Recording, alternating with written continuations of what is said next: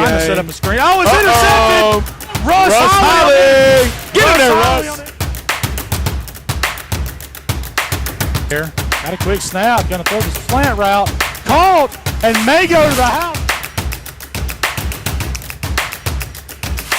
Motion there by the Hornets.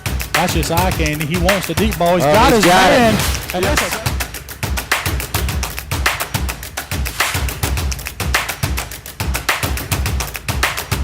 fantastic football. There's the knee, and that's going to be your ball game. What an upset. What an upset. Students stormed the field. Students stormed the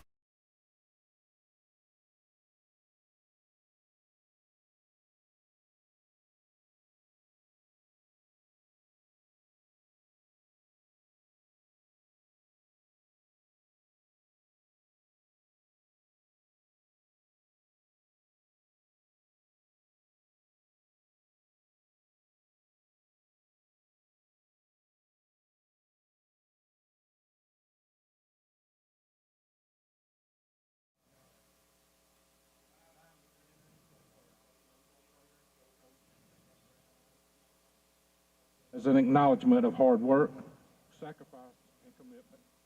May we learn and apply these same qualities to all aspects of life, seeking your guidance and trusting through faith that such efforts will be rewarded with your blessings. And may we openly acknowledge that any and all accomplishments result from your anointing of our efforts. We pray that tonight's contest will be enhanced by healthy and energized competition while being governed by the spirit of sportsmanship. This we pray in thy name. Amen.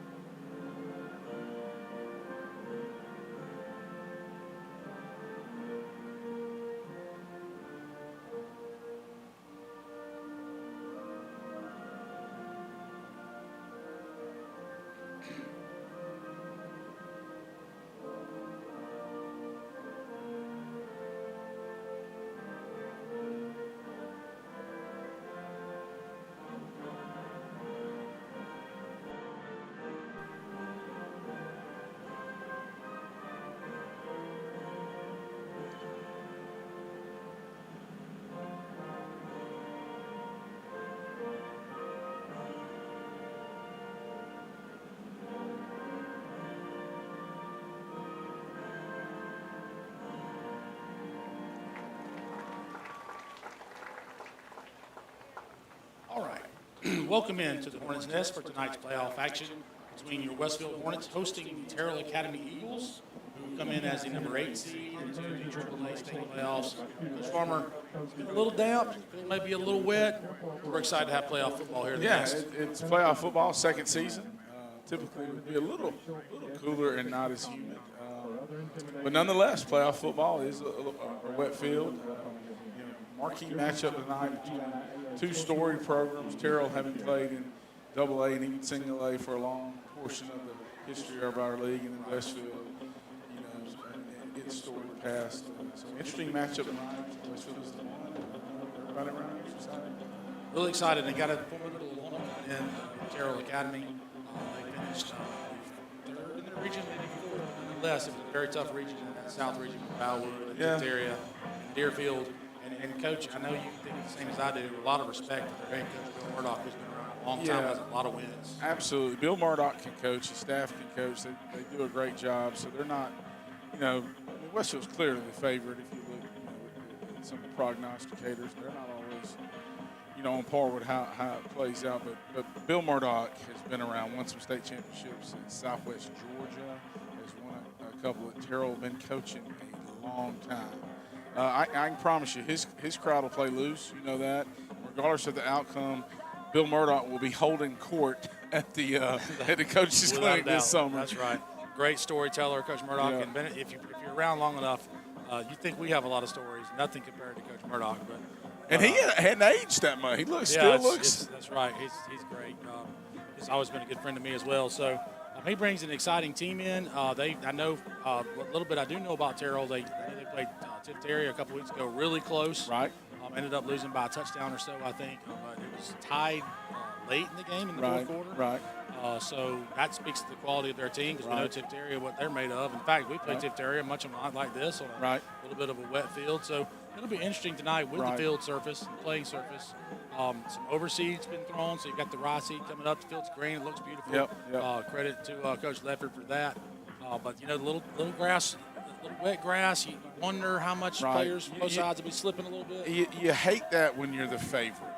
You kind of like that when you're the underdog.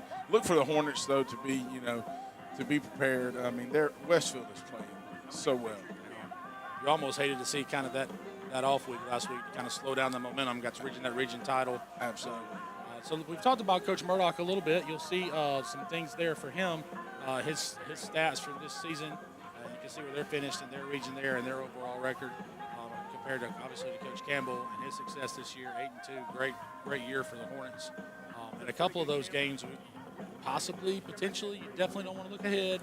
Right. Potentially maybe a chance to avenge one of those losses, possibly next week. You'd be matched up potentially with Deerfield in the semis, but you don't want to look ahead. Yep. Somebody, a coach told me one time, when you start thinking about, we're the favorites on paper or we should win, hopes die, and a lot of hopes die in the valley of should. And Coach Campbell talked about that some. If you read if you read the piece on WMAZ, he talked about they'll be preaching to their crowd. You can't have mental lapses, and it's do or die. So you got your rankings here. You can kind of see your matchups. Unfortunately, usually I think they would have taken 12 teams this year with the makeup date from the hurricane. Right. They cut the first round out, so eliminated it down to 8. So the top 8 make the playoffs. You can see our matchup 1 versus 8 with Terrell. Right. And Westfield 2 is Tift area going to match up with John Millage tonight. Valwood's going to match up with Frederica tonight.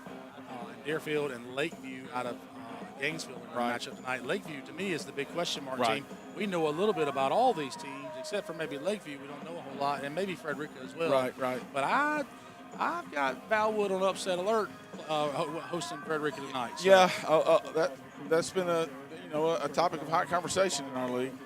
So there's the matchups we just talked about. You can see the seeds there as well, and we'll see how kind of that goes. You don't want to look ahead, but a potential rematch with Deerfield next week would be really exciting. But who knows? We got John Millage. Of course, we're hearing got a quarterback back, and they've had wins and losses. Hasn't been a great record this year, but we know what a formidable team they are. Yeah, so. If you're Tift area, who played John Millage at Tift area early in the season, Tift area won pretty overwhelmingly. But you know how it is to beat a well-coached team twice, have to do it in the playoffs. Is nerve-wracking. Absolutely. So they're going to have to sweat that one out. We won't. So you look at the 2 quarterbacks here. You got Bryson Peachy. You see his stats there on the left for Westfield. Braden Gay's had a great year. And, Coach, the yardage is great. That looks great. Touchdowns all look great. The rushing yards, he's actually picked that part of his game up a little bit. The impressive number to me, and I know you agree with me, is that 71.2% completion percentage. The numbers are crazy. They're crazy. And his performance last week against Pacelli is dialed in as I've seen a quarterback in a long time. I don't even know how many completions he threw. But good for that guy. I know we were wondering if he had a single one. Yeah. There's Braden Gay there getting ready to come out. Hornets in that all green uniform. You can guarantee we're wearing green tonight because this is not the night to wear white. That's right. Pants. Muddy field. That's right. So looking at the keys to the game here for both sides, Coach, you want to run through those? For Terrell, they need to steal a possession. They're going to have to take chances. When you're the underdog, you got to take some chances. Maybe a different set, different trick play. They got to control the game on the ground. They got to run some clock, and that's why they want to keep it on the ground. For Westfield, get the ball to your athletes in space. Utilize the multiple quarterbacks with Johnson and Gay. Be disciplined on defense. And what's for Westfield, I'll add one. Not the penalties. They've kind of cleaned all that up in the snaps. But Westfield's just got to continue to play at the level of consistency that they've done. Terrell's going to have to take some chances because glance at a little film, I don't know if Terrell has the speed that Westfield has. And which is saying something for Westfield's speed, because Right. Terrell has always had Right. fast guys. The interesting thing too for both teams would be probably, turnovers with the wet ball. Yeah. You got to figure the ball's going to Yep. get wet, a Yep. little wet tonight. And you want to play well in special teams. Special teams always concerned with wet fields. Especially in these big games like that. Interesting thing I've kind of been thinking about with this multiple quarterback thing that Coach Campbell's doing. He brings Johnson in to kind of get in that single wing look versus, and then Braden Gay, in the regular passing stuff. You keep wondering if other teams are going to start paying attention, subbing to match up. Coach, I'm not sure you can at the pace the Hornets go at. Yeah, I don't know if you can. It seems like I've always believed that the more complex somebody is, the more simple you have to get on defense. You drive yourself nuts. That's absolutely right. You can see the Hornets win-loss there. The two glaring things are the close loss down at Deerfield and a close loss to FTD, which, by the way, I mistakenly gave some information that somebody gave me. I don't think there's anything wrong with the quarterback. I meant to bust your chops a little. That's okay. That's okay. Bad intel. We get sharing intel. Yeah, I like it. But you can see your captains there on the screen for both sides. You're going to get the toss here from the referee. We'll get the call there as soon as we see it or get it. We'll share it with you guys. So, yeah, Coach, it's going to be a fun night here in the Nest to see kind of how Coach Murdoch schemes something up. He'll always have something up his sleeve. He's like a old sly fox over there. Yeah, he looks like the Cheshire Cat sometimes. He's going to have a grin, and he's not going to get too worked up. If you don't know a lot about Terrell's history, going all the way back to, I know it's a long time ago, they were a 3-time in a row, 94, 95, 96 under Don Beard, who's just a great coach. And the three-peat. And then I think they won it. I don't know what years Coach Murdoch won it. Several. But there's a lot of pride in Dawson, Georgia, in the football program, and a lot of pride here. You may have noticed the Hornets won the toss, but elected to defer to the second half, so they'll be kicking off to the Eagles to start the game, which we'll have that kickoff, toe meeting leather here in just a minute. We're going to go to a quick break to hear a word from our sponsors here on Mid-Georgia Sports Network. So what exactly is #HoustonHealthy? #HoustonHealthy is a healthcare initiative powered by Houston Healthcare. This initiative was created to enhance the overall health and well-being of our community. And here's how you can participate. Anytime you make a healthy choice, like eating a healthy meal, going to an exercise class, or just walking the dog, take a picture, preferably a selfie so we can see you, upload it to your favorite social media platform, and use the #HoustonHealthy. Let everyone know what you're doing to make Houston County a healthier and happier place to live. Remember, #HoustonHealthy. Healthier today for a better tomorrow.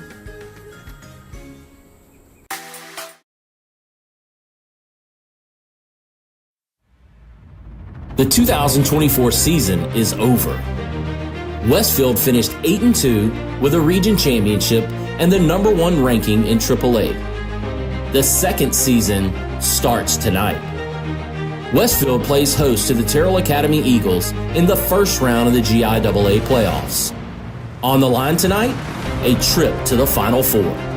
Will Terrell spoil the top seed's championship plans? Or will Westfield take one step closer to the title? Kickoff is next, only on MGSN. So the Hornets and Eagles have taken the field, getting ready to start this game off with the Hornets kicking off to the Eagles. Coach, a couple things. First of all, I've noticed a new sideline mat. Now, it's not new. I think it was found kind of in the deep recesses of the bleachers. In the bowels of the bleachers. In the bowels of Marvin Arrington Stadium. Also, I noticed you didn't wear your pajamas for pajama night for the student section. You chose to abstain. Listen, I don't own a pair of flannel pajama pants. Same. It doesn't get that cold here in the South. And let me say this, and if there was a day that I would never wear pajama pants, the humidity today, because it's humid. It's humid and it's a little wet and muggy. The temperature's a little down, but this is one of those weird nights. I was talking to my daughter earlier. She's one of the assistant student trainers for the football team. These are the nights that these are the nights you end up cramping, right? Because it's just humid. And by the way, hot take from my daughter inside the locker room. I said, "Well, what's it like? Are the boys ready?" And I quote, We lit.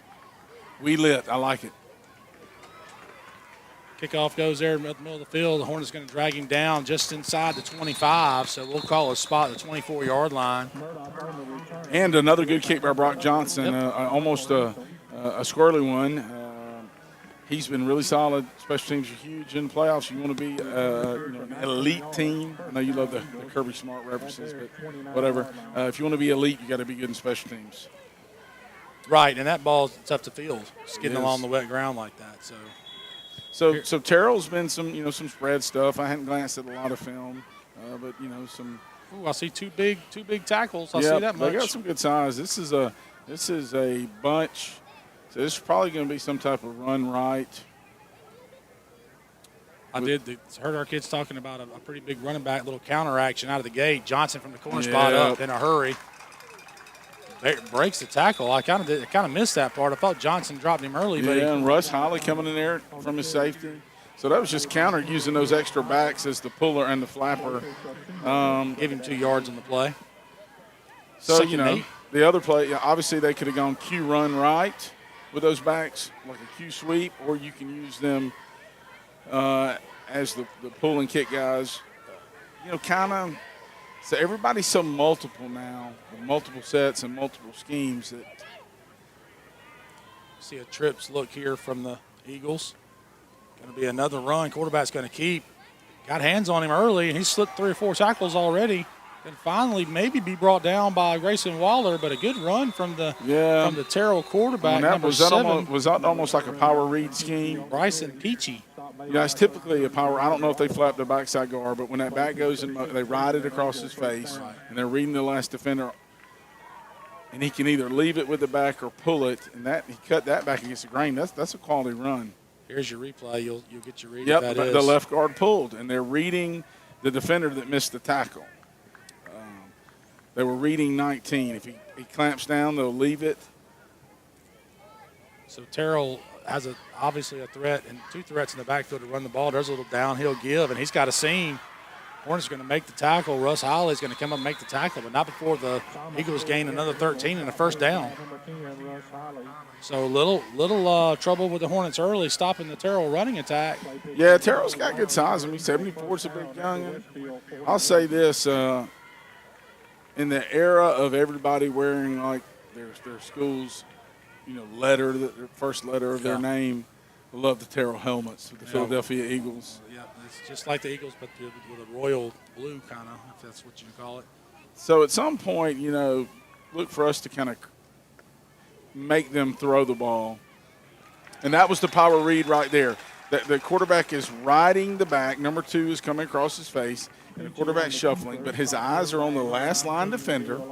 And if he clamps down, the quarterback will pull it and go around him. And if he's kind of upfield wide, he'll leave it with the – puts a lot of pressure on the quarterback. You'll see the replay here, It's reverse on the power read. And he made the right read. The actual read key ended up falling back in on the quarterback. So if the guy clamps down, the quarterback will pull it. Right. See if they get back to that inside zone again. They do. He tries to bounce it, makes a man miss, tries the same move again on Johnson, who trips him up. He's quick, too. He's quick. His name is Ty Thomas. So that's going to bring up a 3rd and long for the Eagles, 3rd and 8. You got to figure across the Hornet 40-yard line, they're in 4-down territory.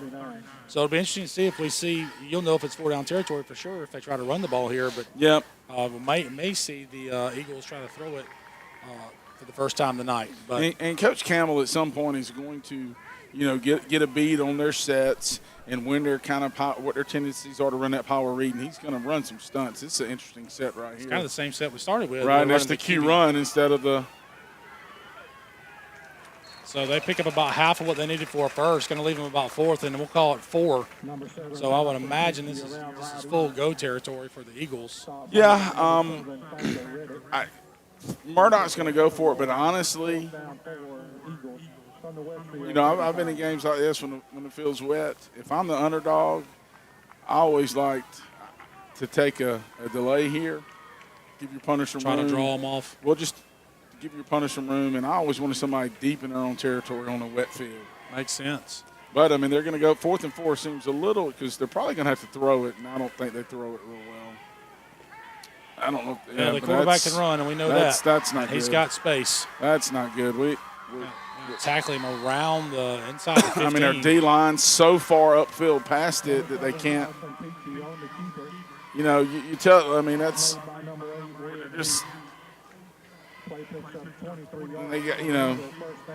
I think he wanted the drag route, but that got kind of hit And that's by what, the linebackers. Well, hey, that's why we're up here. Murdoch knows what he's doing. Well, that's going to run the clock. You couldn't have asked for a better opening drive for the Eagles. Driving down the field, you've already burned almost 5 minutes off the game And now clock. we haven't seen this set yet. This is an H-back, and that's just Q-pull. And you can see the slippery turf Yep. right here. You've seen it a few times already. Yeah, Yep. he's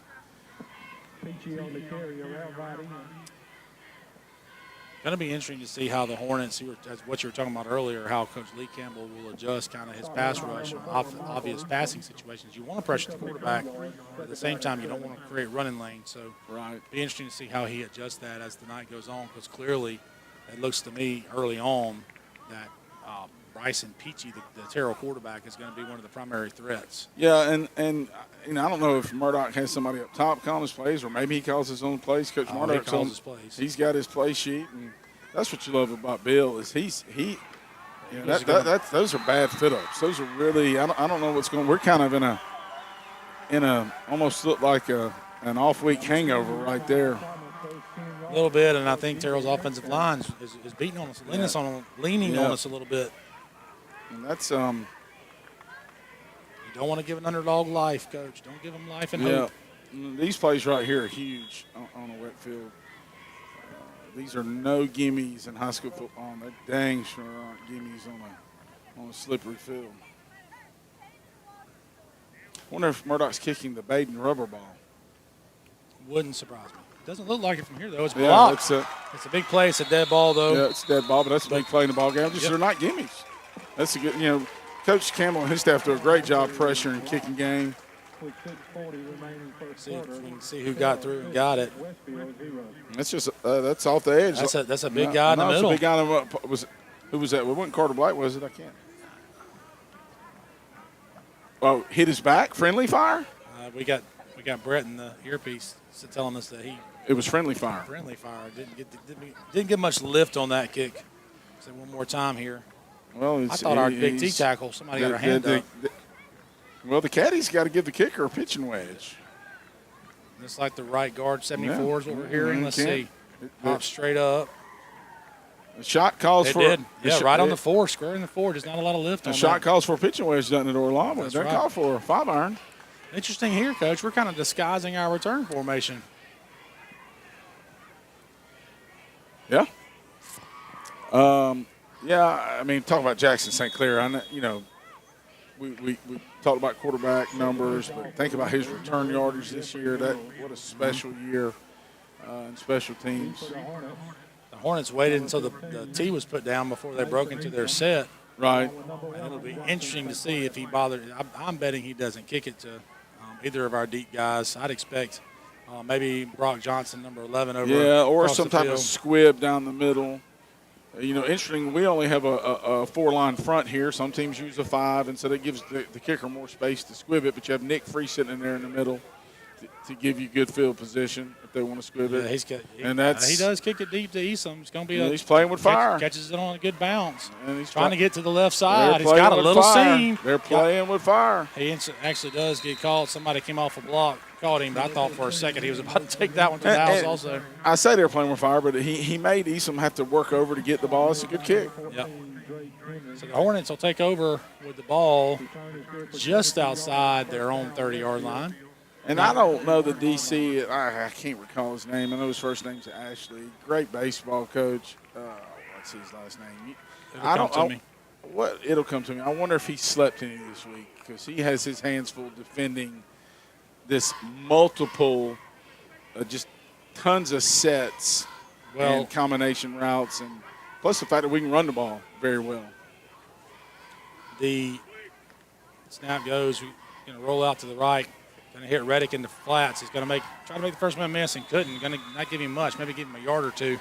So if you want to say a little bit of a flaw in the Terrell's team, from my intel I've been able to gather, is that they're not super strong defensively. So And a lack of depth. right.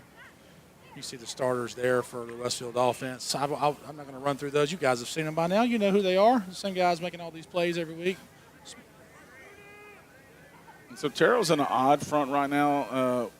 Odd front principles.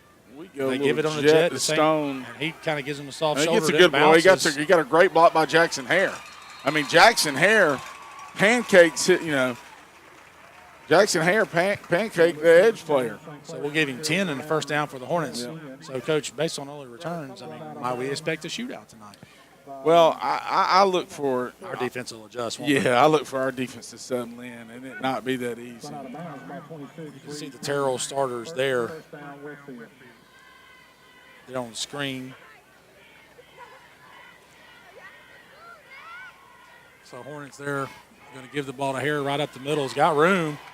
Shoestring tackle after a gain of about 8. And those linemen climbing. That's a good run, hard downhill.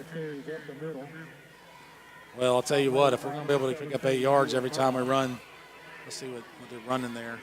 Little insert there. It's almost a lead. Yeah, I didn't look at the replay. So Hornets are no huddle like they've been all year. Multiple, personnel groups. You got Reddick will be in there some. He's in there right now, and then they can go with, the H-back out of there. Look, right here we're covering up. That's going to be some type of jet scheme to the over. And we get a crack got block. a good crack seal there. Yeah, and there's 4x1 people. Yeah, that's Mason Easom on the carry, and that's another big gain for So first down. We'll give him 10. So that set the Hornets are in there as we get the replay. The slot guy is ineligible because he's on the line. Jackson St. Clair was ineligible, but it's an overset. And we just, go with a jet sweep scheme where it's a little tap pass. If you drop it, it's incomplete. And that's, hey, I'd be slanting to that.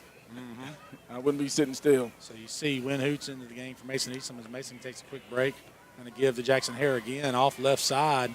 Going to get a positive gain, give him about 4 yards on the play. Coach, if we're going to run it for 6-7 yards a carry, it's going to be a good night for them. Yeah, look at backside Rigdon McCall climbing. Always a good thing when linemen climbing, get movement. And we still got our H back in there. Look for the Hornets to, to answer this score and get a little, get comfortable, and then you can open it up a little bit. There's the fake jet. Going to be quarterback run, but we didn't get the lead back in there in time. And I'm not sure he got to get back to the line of scrimmage. Let's give him a loss of 1. It's all, we kind of haven't talked about this in the pregame, but this week's exciting times. You start looking at the score, other scores, and we'll certainly be covering those later. It's the only thing that can make it truly the most wonderful time of the year is if the weather were cold. Yeah, that'd be great. I was talking to Coach Weatherington about that earlier. If it was about 58 degrees at kickoff, that'd be just right. It's perfect. So big third down here. Got to think again, 4-down territory for the Hornets. Gay back to pass. He wants to deep out. Throws it a little inside. Hoots makes the catch. Tackle immediately made by number 80, Jeffrey Oh, I want Mills. to see the replay because I'm shielded by the wall over here. And that's just a gazelle down there in number 8. It's impossible to cover because if you start cheating up on that route, he's going to go over your head. Yeah, and he's just a gamer, man. The guy's a gamer. He just does his job, doesn't say anything, always giving you everything. It's a First great down ball for by the Gay. Hornets. It was. Sorry, Coach Fowler, if I'm in your way.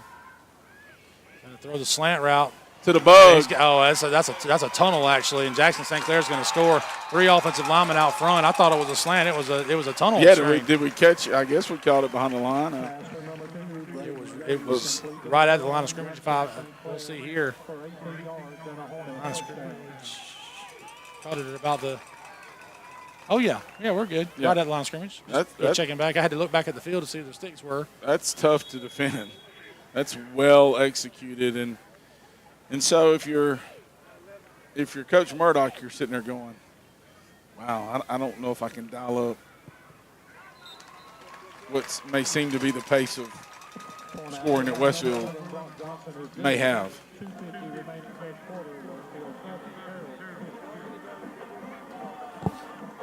So 7-6, Hornets take the lead, and with 2 minutes and 50 seconds left in the first quarter. So they immediately answered our opening touchdown drive from Terrell. So now we see kind of how the defense responds.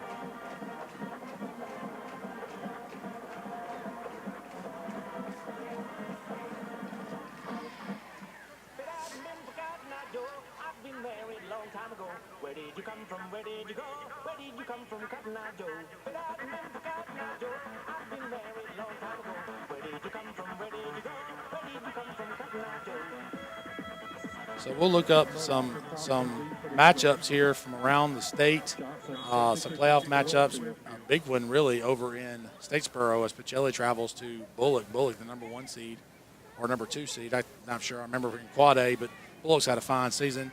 There's the Valwood-Frederica game we've mentioned also. The kickoff goes up the middle. It's bobbled. Coach Fowler, eventually picked up. You're going to have to let me go when we go on the little booth camera because we're not going to be on it. Because I got to bump you out of the way so I can see the game. But if they go to us, we're not going to be in the picture. I know how to solve that. Just don't go to us. Yeah, don't go to us. I don't need the camera time. So many interesting scores. Bullock, I haven't watched Bullock and haven't seen any film, but word is they're in the flex bone. Aaron Phillips, that used to be at Emmenburg, now he's at Bullock. And a lot of people have them being, maybe can play with FPD some of that Quad A. We got Stratford going to Brookstone. Mm-hmm. Big game. They played a tight game earlier this season. We got the fight. Overtime, I think. We got the fighting Ronnie Joneses and Chance Joneses from Southland at Briarwood in a huge AA matchup. Briarwood kind of banged up. Same set we've seen earlier. Going to run the counter again. He's gonna. Hornets are gonna eventually get him down after a game of about 12 or 13. Coach, he's a touchdown waiting to happen. And this kid. And they go away from the over there, Coach. And use those backs as the flappers. Old Murdoch. You know what I love about that? Because I never saw Murdoch's teams play at Southwest Georgia, but I imagine it was wishbone. I think he ran some wishbone back. That's the reason the guy's coach. He's adapted. Well, when the first year I coached against Bill Murdoch, they were in the double tight wishbone, and they would hit you in the mouth. Well, that was, historically Terrell had run some of that with Don Beard in the 90s. And he coached Murdoch running the ball at Southwest Georgia. And that's a good tackle by Thatcher Reddick. He'd up there, and he had a little help, too, from Mikey Eason. Michael Eason, yep. Carries up the middle, hit by number 7, Thatcher Reddick. 2-yard pickup, 2nd down and 8. So, at this point, if you're our defensive staff, and you've probably already known this, but at this point, you're like, you start cheating, you start creeping, because Terrell is content to not throw it much at all. I mean, the only pass attempt they've had was that 4th down play. There's another downhill run there. He kind of runs into it. That was fit well. You talked about a bad run fit earlier. That was fit up well. He had nowhere to go. And Brooks Bentley, but also at the point of attack, those D linemen, Caleb Andrews, Sammy, Boss Hog McGee, kind of you see right there. I appreciate you spreading the use of the Boss Hog moniker on Sammy. I appreciate that. So third and 9, third and maybe 8. So a big play here for Terrell because this is probably not 4-down territory. Yeah, so to me, they're going to throw the ball right here. Hornets send the blitz. They're going to really flush the quarterback. And they almost throws an interception, but I think it's incomplete. And they clearly look uncomfortable throwing the ball. Coach Murdoch animated with I think he's animated with his offensive line about. So that was just a sprint out scheme, some type of combo routes to the trips. Looks like as of now, the Hornets are going to play punt safe. Now they're jogging some linebackers off. And you and I know that, different philosophies. You get a wet field, sometimes you're like, I'm not even putting a return guy back. Not saying we're not going to put a return guy back, but we may just have everybody up and then just sent Thatcher Reddick back on. And then actually, the Terrell offense is on the field. But it wouldn't be surprised. I wouldn't be surprised if they punt it. He's just up that close. To me, that's I think they're going to punt it. That's some type of punt set. But yep, that's quick kick. That's quick kick. And that's fine. It's going to work out for the Eagles. They didn't get much roll. It works out for all parties involved. Yep.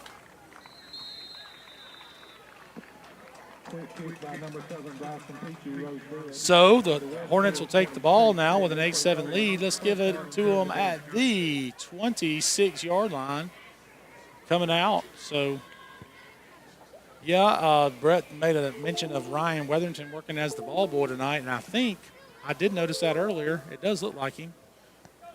And I think that might be by design because of the worry of the wet ball. Nice, because a lot of these middle school kids that are using, you can't always trust them. I mean, did they get maybe.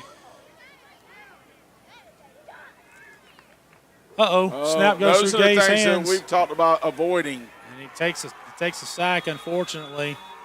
The ball was there, it just hit him his hands are wet, the ball's wet, so that's a huge loss on first down. Get the spot back to the 9-yard line. So now it'll be second down and forever, about 27. Those are the Play loses 17. Second down, 27 for Westfield. And it doesn't look like, when you look at the footprints on the field, there's not a lot of, sometimes you have that rain where it's just craters, especially hashes outside. We're not getting that kind of wet field where it's mushy and gushy, but boy, it's slick with that. So it looks like Coach Campbell will let the quarter expire here as we tick down under 10 seconds, and that's just inside the number on the play clock. So that'll wrap up the first quarter with the Hornets with the ball, but a long second down to go. Hornets lead 7-6 after one here in the first round of the GIAA AAA state playoffs. You're listening to Westfield Hornet Football on Mid-Georgia Sports Network. Get your running shoes ready for the 3rd annual Houston Healthy 5K Fun Run and Wellness Expo in collaboration with the Mayor's Health Initiative and the Houston County Health Department. Saturday, September 21st. This great family event includes a 5K, a 1-mile fun run, and a health and wellness expo with free wellness screenings for everyone. For registration and location information, visit hhc.org. It's the Houston Healthy 5K and Wellness Expo. Saturday, September 21st. Powered by Houston Healthcare. Get your running shoes ready for the 3rd annual Houston Healthy 5K Fun Run and Wellness Expo in collaboration with the Mayor's Health Initiative and the Houston County Health Department. Saturday, September 21st. This great family event includes a 5K, a 1-mile fun run, and a health and wellness expo with free wellness screenings for everyone. For registration and location information, visit hhc.org. Welcome back to the Hornets Nest as we start the second quarter now of our AAA state playoff game here in GIAA. Westfield now with a second and country mile after a kind of a fumbled snap due to a wet ball. So Hornets have to dig out from their own end zone. And Westfield in a 3-by-1 set. Interesting, Thatcher Reddick in the trips. Ball's on the ground again. He gets it out to St. Clair, and St. Clair gets him past the first tackler. Second tackler does tackle him, but he gets it. Let's give him maybe 4 or 5 yards. It's like the ice capades tonight on this turf. You can see St. Clair kind of the water bug trying to plant. Talking about looking at the divots and things earlier, and you're right. There's not a lot of divots. And as you know, we had big peach tree fans that were brought in by some of our dads. And actually, there's one over across the field there. That's right. They're still there. So, and it helped. But I think, Coach, that rye's slippery. That rye's slippery. Especially with any rain or moisture on it. So, 3rd and a mile now. You got to imagine you'll see some sort of screen. And that's the wheel scheme. He throws the wheel. Dangerous pass. Kind of may have thrown that one without looking first, but that's going to lead to a Hornet punt from deep in their own territory. And it kind of goes back to what you were saying earlier about the pinning somebody deep with the field wet like it is. Field's wet. It's slippery. Field position's huge. Field position is huge. In punt formation for Westfield, number 6, Stone St. Clair. Deep for the Eagles, number 17. So again, you got to watch the snap here. Got to watch the catch. Eagles have a single man back. Good snap by Russ Holly. That's a great kick because it's going to roll.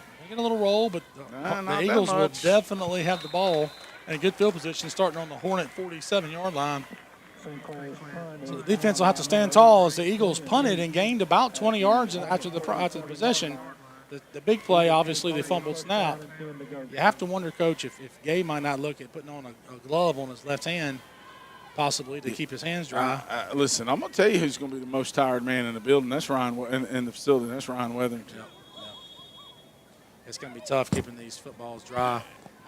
They make a ball dry substance that you can kind of rub down the balls with, but it doesn't always work. So the Eagles run the ball. That's a big hit. First man there was Neil O'Brien. Got him around the ankles. And you got the Bentley, 27, Carter Black, 25. I think we figured up our run fit problems. Yeah, and in the back, Ty Thomas, after he gets grabbed by O'Brien, absolutely gets tattooed. So yeah, I think what's happening here, Coach, is what you mentioned earlier. We're getting more and more green jerseys up around the ball pre-snap. I mean, if they're not going to throw it, creeping people in the box, we'll sometimes against spread play 6 men in the box. This is not spread, even though it looks like a lot of receivers. But we have 3 linebackers there, so we got 7, almost 8 in the box when you add number 8. You got a penalty there. You got a false start on the Eagles. So that's going to back them up to even longer. We'll call it 2nd and 16 now. You have the Win Hoots, the corner, number 8, is rolled up so tight you really could count him as a box defender. Absolutely. Now, Pacelli, they'll play some guys in the box, even if you are spread out. Well, they played with fire and got burned. So, if you're Coach Lee Campbell, you know that it's these sets are run sets. So you're bringing people. They can bring people down. You kind of bring people down. He has a play action, so be alert as a safety. There's your fake toss quarterback counter. It's just cute counter. They get a good block on the edge over there. Johnson ends up forcing him out of bounds. That's where he gets about 6 yards back, so 3rd and 9 or 10. And I'd be shocked. Honestly, right here, Coach, I'm going to be shocked if Murdoch throws the ball, because this is the territory where you just, if you don't get it here, you punt Westfield back deep. Do it again, yeah. Well, and I misspoke on the spot, but I couldn't see it on the far sideline. It's now 3rd and 11. Excuse me. I'll be shocked if he throws the ball because you risk the turnover and giving, to me, I think he's going to go conservative and then punt it back. Well, you want to, kind of relay that message to your D-line, too, which you would have been done before this series. Right, like, don't hey, get too upfield. Let's don't think this is automatic pass here, so let's be disciplined in our rush lanes. But it's going to be pass or Q run. Q run, and they got an extra blocker out there. Hornets do tackle him, but it's not until he gets a 6 or 7 yard gain and puts him in that questionable do you go for it territory again. If I'm Bill Murdoch, I'm like, I got it once. I don't know if I can get it again. Yep. You play the percentages. But at the same time, that's two sweeps in a row from the quarterback. He's picked up 6, 7 yards. But also remember, they punted it out of a quick kick set, so it could be just a punt here out of a. So it's 4th down and 4 for the Eagles on the Hornet 41-yard line. I would just not want to give Westfield the ball at the 40. They're punting it. I think this was their punt set. It's not a bad sweep look either. There it is, the sweep, and he's got room. Yeah, they played with fire. And I think he got it. It's going to be close, but I think he got it by about a yard. And he paid for it, too, though. That was a physical hit. Murdoch's 2 for 2 now on 4th and 4. I just think, as you said, first of all, I would have gone for that because I'm a little bit more of a gambler probably than you are. But I know, and that's not a knock. I'm just saying, Well, I mean, I don't know. I was guilty to a fault there were times people were like, hey, geez, dude, you're not going to get it every time. They're running Piedmont. We went forward a lot in that. But you're talking about an 8-1 matchup. He's got to take some chances. That was one of our kind of early Well, I mean, if Westfield can't snap the ball, your best offense is You're arguing that point well. Well, I did major in poli-sci. Tries to cut it back, and they're hitting him, man. That's gonna pay off in the game later, taking all those shots. Because number 2, Ty Thomas, and number 7, Bryson Peachy, are carrying the ball an awful lot, taking a lot of hits. That's just Peachy. I'll be a Huckleberry. So 2nd and 8 after a hard-earned gain of 2. So this is that territory, where I doubt Terrell will throw it. We haven't seen this set, Coach. This is ace, just downhill inside zone run, wrapped up pretty quick by the Hornets. Linebacker play has been really good tonight, Coach. Maybe than the one play on the goal line, but it's third now and 6 or 7. Coach Murdoch, 2 for 2 on his 4th downs. He's going to run it right here. You'd be shocked if he throws it here. He's going to play 2 down. Yeah, you'd have to imagine so. Even if they don't get anything here. And boy, this has been a quick half, hasn't it? Well, tick. I know you still got 8 minutes, but it's they're not going to stop it much. It's 8 o'clock. Game started at 7:30. You've seen that Terrell execute their game plan to perfection so far. So there's a quarterback sweep again. Good play there by Waller. That didn't get him down, but he slowed his progress. And missed the kick-out block. And they somehow got off. You don't block him. I don't know what.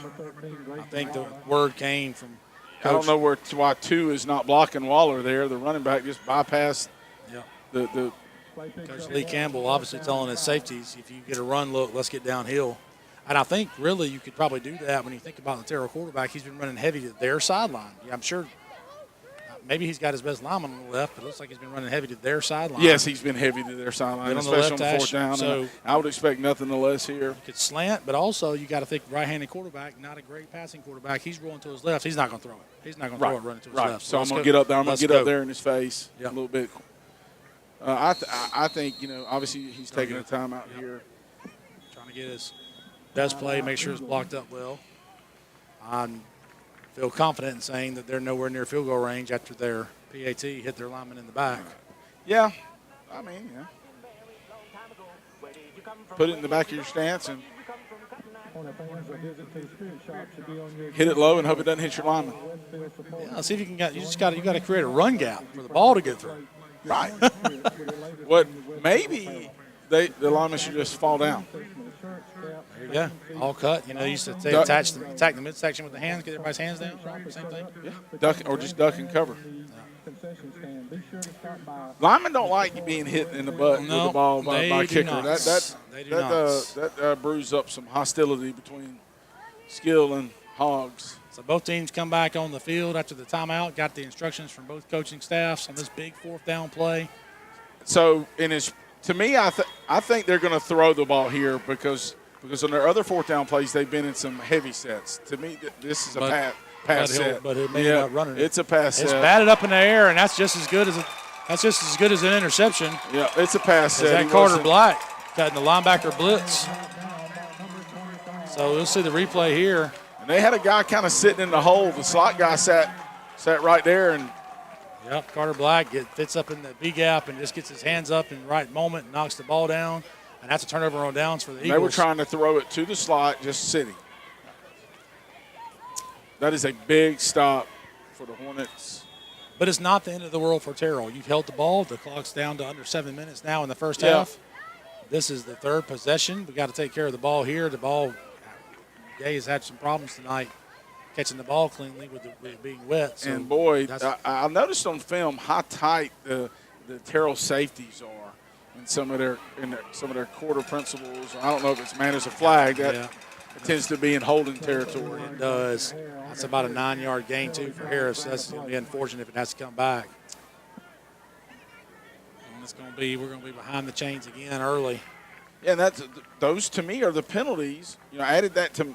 I know we had some keys to the game up there, but also ad-libbed a little bit. And I just thought those are things where you beat yourself. Yep.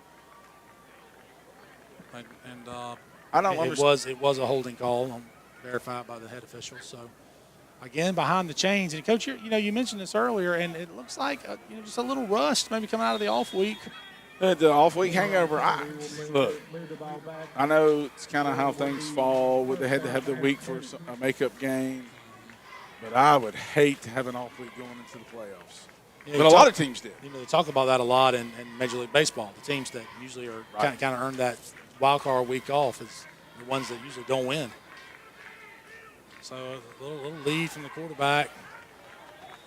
Give him a short game, maybe 3. Yeah, that's a good play by number 9. Number 2, Braden Gay on the keeper. Dylan Harden.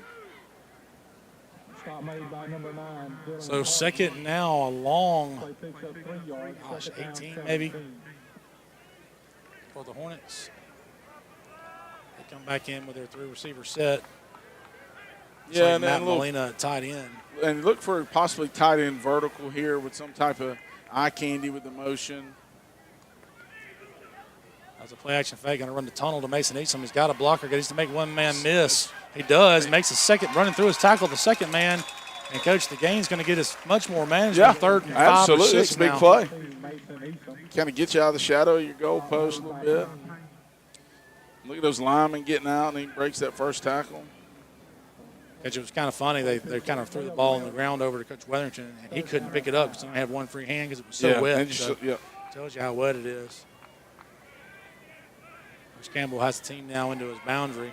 They make a sub to go to, looks like a full wide set. So it's going to be a 3-by-1 look from the Hornets on 3rd and 6.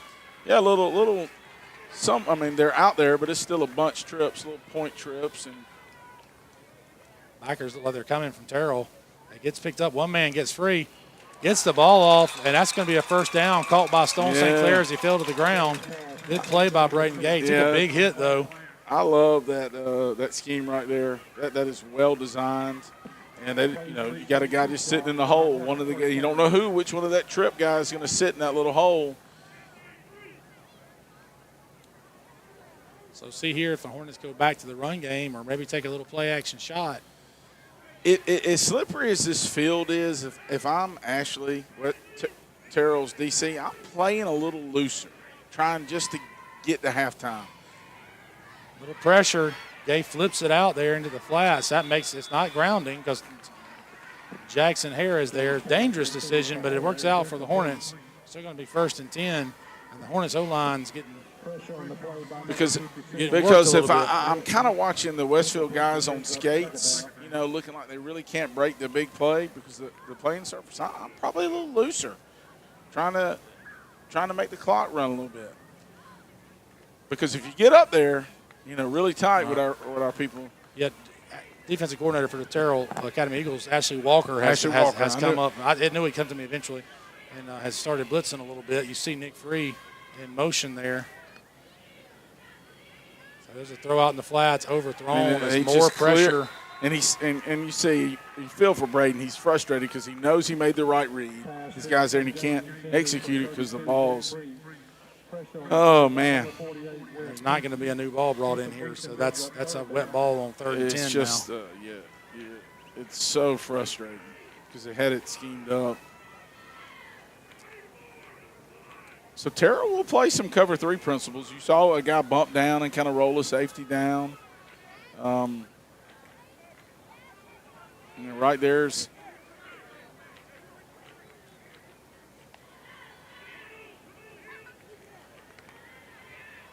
so the snap. He's going to roll out again. He's got pressure again. Just throws it to. So kind of a rough possession there once the Hornets got that first down. So 4th down now. The Hornets going to bring on the punt team. As Miss Liana Walton and she just came off of from her equestrian gig with the hunter boots. That's free. She stole those from her daughter's closet. I know for a fact. Yep, she confirmed. Punts away, a little wobbler, a little knuckleball. And it's a roll. So the Terrell return guy is a man after mine in your own heart. He just stared at it. He's like, I'm not going over there. It's wet. Well, it's wet, too. It's dangerous to catch that. That's what I'm saying. Like, why would I? Yeah. I'm not going over there. So now a little over 4 minutes left in the first half. Hornets still lead 7-6. It's been kind of a sloppy football game from both sides. So, but probably about what you expect with the weather. But kind of what Terrell wanted, Coach. A little slugfest. Yeah, and Terrell's got to be real careful here. They've been solid on their snaps, but they turn the ball over here. You give the Westfield offense, a little. I would look for a heavy dose of taking my time. I don't know if Murdoch, who got the ball to begin with, they did, right? Yeah, we'll get it out of the I house. still don't know if he's really trying to score here.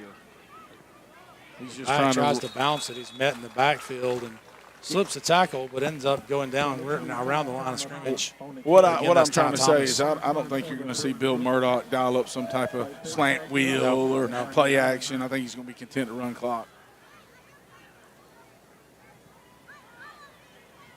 Coach Campbell getting good minutes out of some of his younger guys here. You see Banks Reddick and Brooks Bentley still on the field. Brooks has been involved in several plays since he's been in. And it makes sense. You think about Banks. Banks and his size can fit up the run game. They're clearly going to run the ball a lot. We have got all those guys in the box at this point. To give it again. He's looking to bounce it, I think.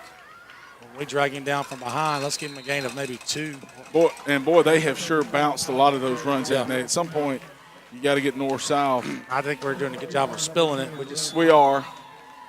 And Coach Campbell's going to get a timeout to try to save some time. So if we do get a chance to get the ball back, maybe we can make something happen. going to bring his defensive unit over to make sure we're getting the right set. And here, I think it's got to be all eyes on quarterback run, doesn't it, Coach? Yeah, all eyes on quarterback run. Does Murdoch come back to the pass out of the 2x2 set? As Coach Fowler's not listening to me, he's that's okay. He and Ms. Walton dancing to a little. Now are we doing dinner? We doing dinner orders? Oh yeah, cheeseburger. Oh, she's taking food orders for the press box. Thank you, Liana. All things get put on hold when it's time to order food. Cheeseburger. Coach Farmer was worried that she didn't get his order, and he was about to go berserk. Yeah. I am going to do a Diet Coke though. Oh, there you go. It's okay. And I don't really like Diet Coke. But wow. Yeah, Coach, they feed us so well at Westfield. You got classes feeding you. You got the WFO. That's right. I mean, FCA had leftover food. Lunch provided from by the 10th grade parents. The best way for me to lose weight would be to quit working here, and I don't want to do that. I love it here. I can't afford to quit working. Me neither. Until I die, I think.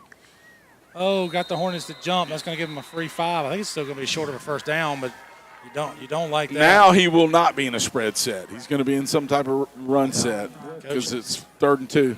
Coach D on the sideline coaches our defensive line, and he is livid about the lack of discipline for the Hornets. That's I talked to Coach D this week, earlier in the week, or maybe it was toward the end of last week. Just talking a little D-line philosophy with him and stuff, and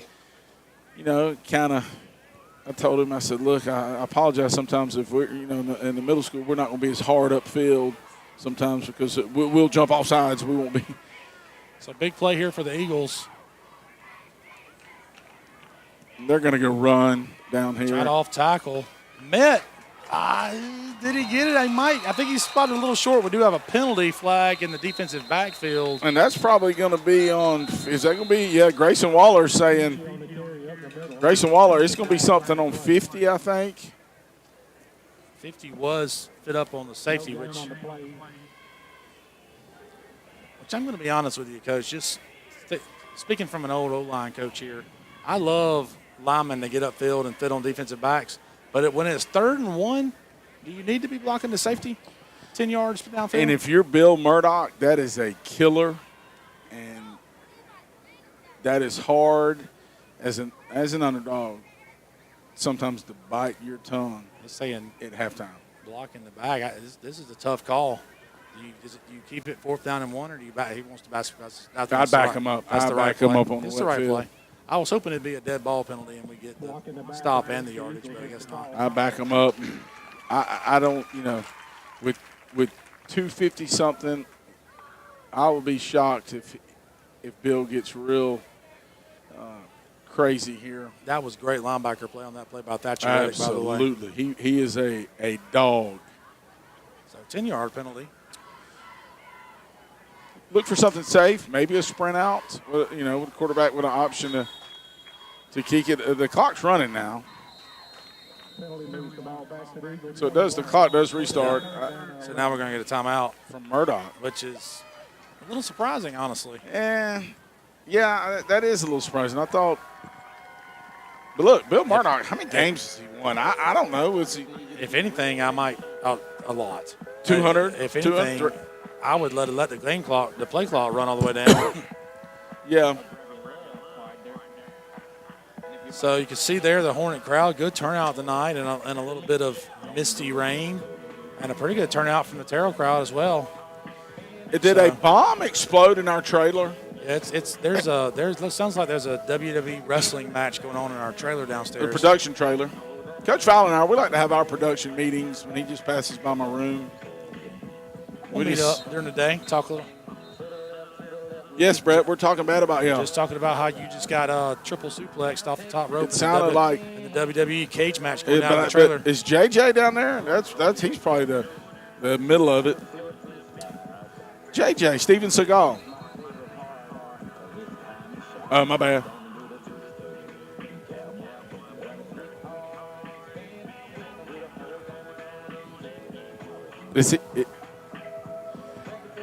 Well, Coach Fowler, let's make it's prediction time. What you gonna go with? Let's see the set. Let's see the set. I'm gonna say it's gonna be some type of. I'm going to go quarterback sprint right. I think it's gonna be either. I think it's just gonna be Nope. it's gonna be a run. It's gonna be running back counter to the left. yeah, either Q run or counter. No, you're going to try to throw it. Looking for a screen. Oh, hitting deep. that guy down the middle of the field. Uh-oh. And that was Russ Holly. we recovered. They had a guy running down the middle of the field. It was a good recovery by Russ, and I'm going to be honest with you. He was also the one that blew his coverage, I think, but he recovered. Yep. There's a replay on the screen there. You see Russ, he just throws his hands up in a prayer, ends up breaking it up. Living on a prayer. Halfway there. I'll look in a second. So that'll bring up a long fourth down from the for the Eagles from their deep in their own territory. Clearly going to punt. Brett's laughing about them going for it. Clearly going to punt. And you're in quick kick, but I hope your splits are tight. They're in a go set. Because they're going to kick it, and that's playing with fire. Almost blocked. Mason Easton catches it clean. And he's got a block by Win Hoots. And boy, you just if your punt game is that, I don't want to say. It's not the thing is, it's not a terrible kick, so maybe they can't snap it. Maybe that's the problem. Well, I'm just saying if you don't punt it that far. Listen, Bill Martin, that play that he just dialed up was, he had it schemed up, and they just didn't execute. But I'm gonna tell you something. We almost blocked that kick. Yeah, I don't. One of our interior guys, that's coming off like the 2-iron. So plenty of time with 2 timeouts to go. 2 timeouts left, 2.5 minutes left. The Hornets are on the Terrell 34-yard line. So Johnson, notice the change of quarterback, Brock Johnson. Running tight quarterback. Snaps high, but he keeps it. He's up the gut, exploding. In a collision. For about 11 yards. A collision. And I think Brock Johnson was on the plus side of that. As he usually is. Collision. Little Drew Wolf sighting on offense. Yep. I mean, it looks like Neil O'Brien also. It looks like a heavy run set. And you for see sure. Coach Campbell saying if we can't really throw it, ball's wet, and we're on the plus side, we'll just get some heavy sets and go with our. Both linebackers in at H. Coach got kind of a double H look over there. That's probably going to be Q sweep. Yeah, trying to get to the edge, needs to cut it up. He does. Gets his feet, cuts back against the grain, spins off one tackle, hold on to the ball. Yeah. That's a good run. Have a gain of about, let's say, 6 or 7, but all those spins make me nervous with the wet ball. Yeah, lineman. And spins make you nervous, and they really make you nervous, though, when they're against the grain. Yeah. And he's cutting back against the grain, and you know people are coming. So let's say he got 5, so like a 2nd and 5 now from the Eagle 19, 19-yard line. So 1:41 left, plenty of time. Again, 2 timeouts in the back pocket. A little bit of a high snap again. Not going to find much there this time. So going to be 3rd down now and about 4. What are you doing, bro? Snaps are coming in high and high. And Coach. we're coming back with our regular personnel. So the clock ticks down to 1:15. We're approaching a minute left. Still plenty of time as the Hornets are now inside the red zone of the Eagles. And the Hornets out here with their 2 stack sets. Yeah, and you got you think about these personnel you got out here. 3 of the 4x1 guys are those 3 receivers. Get out there in a hurry to St. Clair. He's got to make a man miss. He does. Oh, no, he doesn't. He gets tackled by his shoes. That is a really good tackle. Clock. He had him in bounds. May need a timeout there, and we get it from Coach Campbell. It's going to be 4th down and a long one, maybe 2-yard line, or maybe 2 yards to go. That was a good play in space by number 26, Reed Payne. Yeah, he got him. He barely got him, but he did get him. So the Hornets are on the 19. Excuse me, I can't see down here. That is the 16-yard line. Looks like they need not quite the 14. So we'll call it 1.5 yards for a 1st down.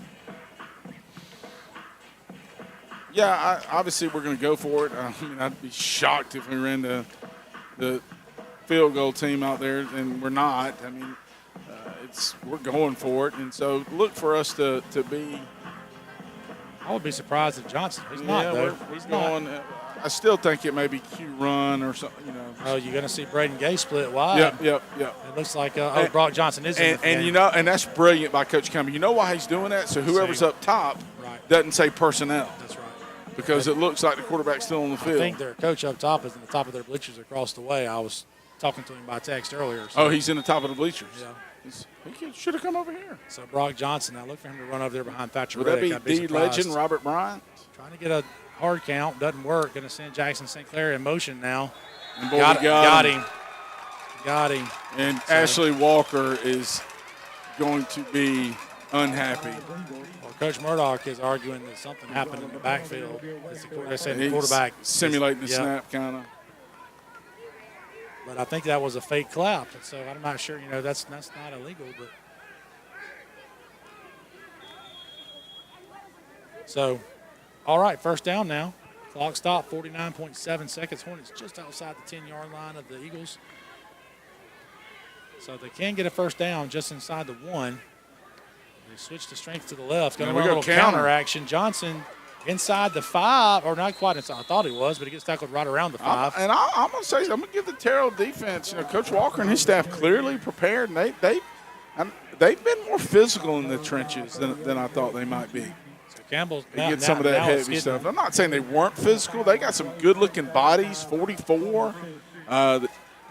They got some good-looking dudes there in the trenches. Boy, we're kind of in. Yeah, so we ran a lot of time off the clock. Ball's on the ground. Hare just picks it up and falls. Now we got to call timeout for sure. Going to leave us about 15 seconds.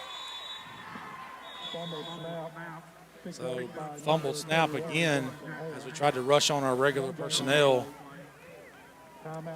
So now you're thinking with 14.7 seconds left and no timeouts, Coach, it's third down. Can get a first down inside right around the 1 yard line, but you can't run the ball because you're not going unless you don't get in. Yeah, I think you're going to see something like maybe something. I don't know if it'd be like slant bubble. I mean, Coach Campbell's going to have something that's a quick pass here. If he does run it, it's going to be something he thinks that's just there and can score on, and it's really got him schemed up with a set. I'll tell you what I think's coming. I think you're going to anticipate man coverage. Right. And he's going to run those little shallow cross routes. Right. And see if he can get somebody open on a rub. Yep. And hit them just inside the end zone. And you've got that with Molina. You get down here to the end zone, sometimes people let tight ends go. Look for Molina on some type of a scheme out. Or we may go slant to St. Clair now. Well, now he's moving in. He's closing split. May go fade to him. Just may go ahead. There's the fade. There's fade the other way. Mason Easton got a hand on it. We still got another play, but it's fourth down now. You got to imagine. You got to kick it. So. Listen, there's nights you don't play well, and you got to overcome not playing well.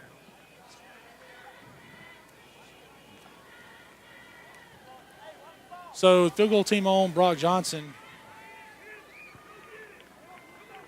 Brock Johnson, who's how much has he improved him? He was already a quality kicker. Snaps down, kicks up. He's going to miss it right, Coach. Yeah.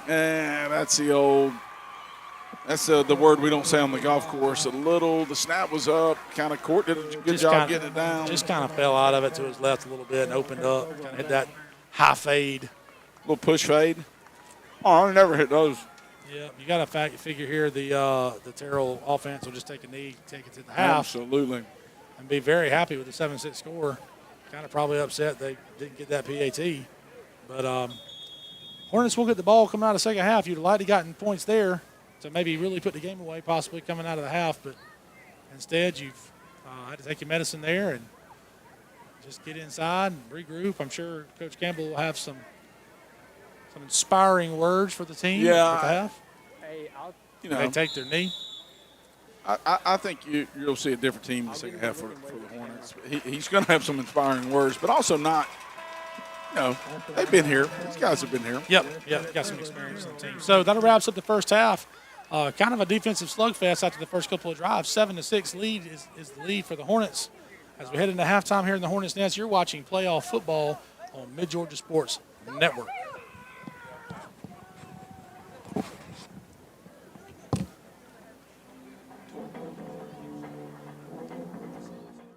Is #Houston Healthy. #Houston Healthy is a healthcare initiative powered by Houston Healthcare. This initiative was created to enhance the overall health and well-being of our community. And here's how you can participate. Anytime you make a healthy choice, like eating a healthy meal, going to an exercise class, or just walking the dog, take a picture, preferably a selfie so we can see you. Upload it to your favorite social media platform and use the #Houston Healthy. Let everyone know what you're doing to make Houston County a healthier and happier place to live. Remember, hashtag Houston Healthy. Healthier today for a better tomorrow. Get your running shoes ready for the 3rd annual hashtag Houston Healthy 5K Fun Run and Wellness Expo in collaboration with the Mayor's Health Initiative and the Houston County Health Department. Saturday, September 21st. This great family event includes a 5K, a 1-mile fun run, and a health and wellness expo with free wellness screenings for everyone. For registration and location information, visit hhc.org. It's the hashtag Houston Healthy 5K and Wellness Expo. Saturday, September 21st. Powered by Houston Healthcare. Together. Athletic. Friendships. Confidence. Challenging. Success. Rewarding.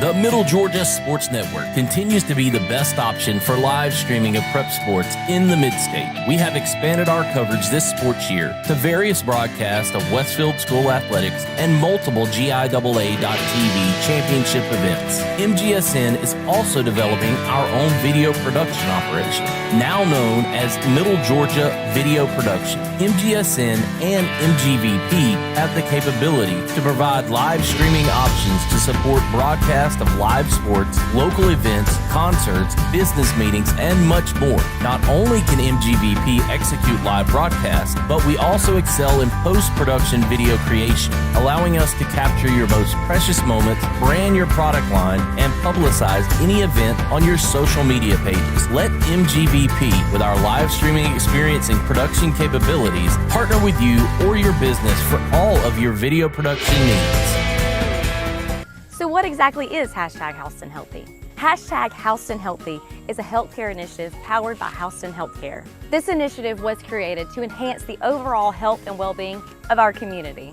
And here's how you can participate. Anytime you make a healthy choice, like eating a healthy meal, going to an exercise class, or just walking the dog, take a picture, preferably a selfie so we can see you, upload it to your favorite social media platform, and use the hashtag Houston Healthy. Let everyone know what you're doing to make Houston County a healthier and happier place to live. Remember, hashtag Houston Healthy. Healthier today for a better tomorrow. Get your running shoes ready for the 3rd annual hashtag Houston Healthy 5K Fun Run and Wellness Expo in collaboration with the Mayor's Health Initiative and the Houston County Health Department. Saturday, September 21st. This great family event includes a 5K, a 1-mile fun run, and a health and wellness expo with free wellness screenings for everyone. For registration and location information, visit hhc.org. It's the hashtag Houston Healthy 5K and Wellness Expo. Saturday, September 21st. Powered by Houston Healthcare. Together. Athletic. Friendships. Confidence. Challenging. Success. Rewarding.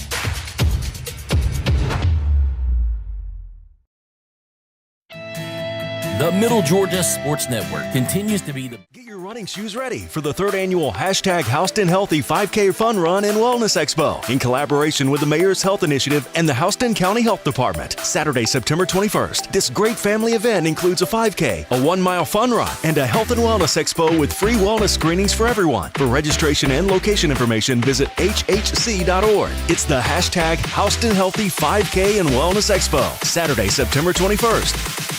Powered by Houston Healthcare.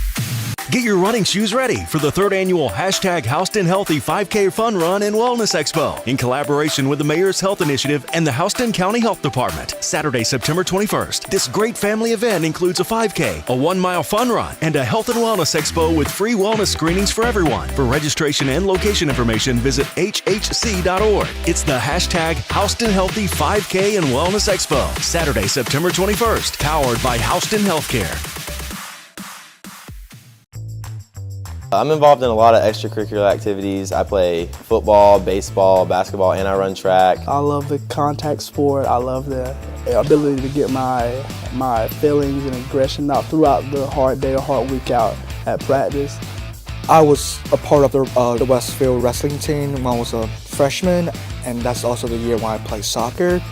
So it was been fun, and I'm going to play soccer again in my senior year, and hopefully I will probably be the captain of the soccer team. I enjoy just spending time with my teammates and getting to just rep the green and gold like everyone else has in the past. On Thursdays, we get to go out and with the football team, and we get our chaplain out there, and he does a great job. And I think on a Thursday that's great to do because it's a day before the game, and you get to think about God and just choices in life, and that's kind of what the game of football is like.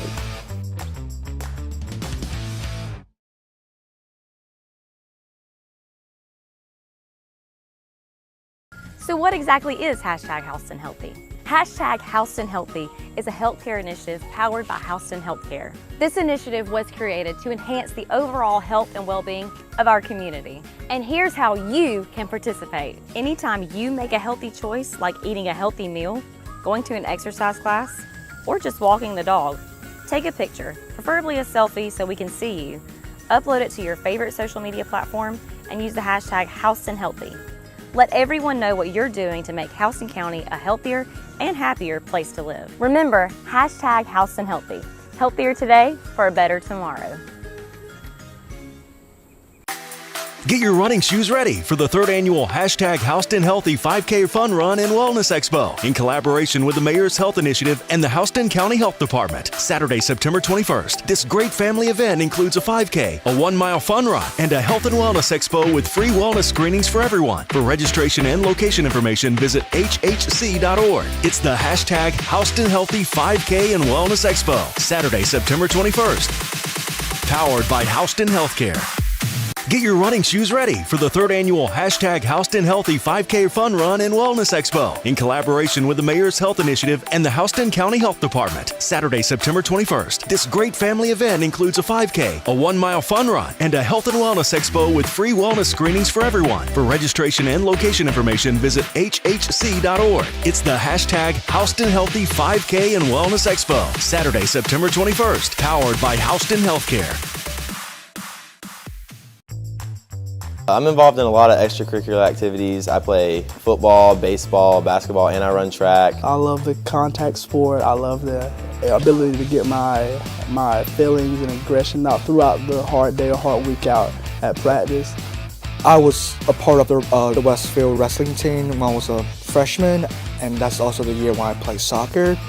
So it was been fun, and I'm going to play soccer again in my senior year, and hopefully I will probably be the captain of the soccer team. I enjoy just spending time with my teammates and getting to just rep the green and gold like everyone else has in the past. On Thursdays, we get to go out and with the football team, and we get our chaplain out there, and he does a great job. And I think on a Thursday that's great to do because it's a day before the game, and you get to think about God and just choices in life, and that's kind of what the game of football is like.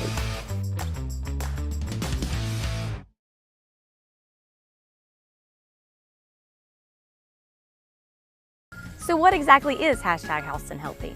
#Houston Healthy is a healthcare initiative powered by Houston Healthcare. This initiative was created to enhance the overall health and well-being of our community. And here's how you can participate. Anytime you make a healthy choice, like eating a healthy meal, going to an exercise class, or just walking the dog, take a picture, preferably a selfie so we can see you, upload it to your favorite social media platform, and use the #Houston Healthy. Let everyone know what you're doing to make Houston County a healthier and happier place to live. Remember, #Houston Healthy. Healthier today for a better tomorrow. Get your running shoes ready for the 3rd annual #Houston Healthy 5K Fun Run and Wellness Expo in collaboration with the Mayor's Health Initiative and the Houston County Health Department. Saturday, September 21st. This great family event includes a 5K, a 1-mile fun run, and a health and wellness expo with free wellness screenings for everyone. For registration and location information, visit hhc.org. It's the #Houston Healthy 5K and Wellness Expo. Saturday, September 21st. Powered by Houston Healthcare. Get your running shoes ready for the 3rd annual Houston Healthy 5K Fun Run and Wellness Expo in collaboration with the Mayor's Health Initiative and the Houston County Health Department. Saturday, September 21st. This great family event includes a 5K, a 1-mile fun run, and a health and wellness expo with free wellness screenings for everyone. For registration and location information, visit hhc.org. It's the Houston Healthy 5K and Wellness Expo. Saturday, September 21st. Powered by Houston Healthcare. I'm involved in a lot of extracurricular activities. I play football, baseball, basketball, and I run track. I love the contact sport. I love the ability to get my feelings and aggression out throughout the hard day or hard week out at practice. I was a part of the Westfield wrestling team when I was a freshman, and that's also the year when I played soccer. So it was been fun, and I'm going to play soccer again in my senior year, and hopefully I will probably be the captain of the soccer team. I enjoy just spending time with my teammates and getting to just rep the green and gold like everyone else has in the past. On Thursdays, we get to go out and with the football team, and we get our chaplain out there, and he does a great job. And I think on a Thursday that's great to do because it's a day before the game, and you get to think about God and just choices in life, and that's kind of what the game of football is like.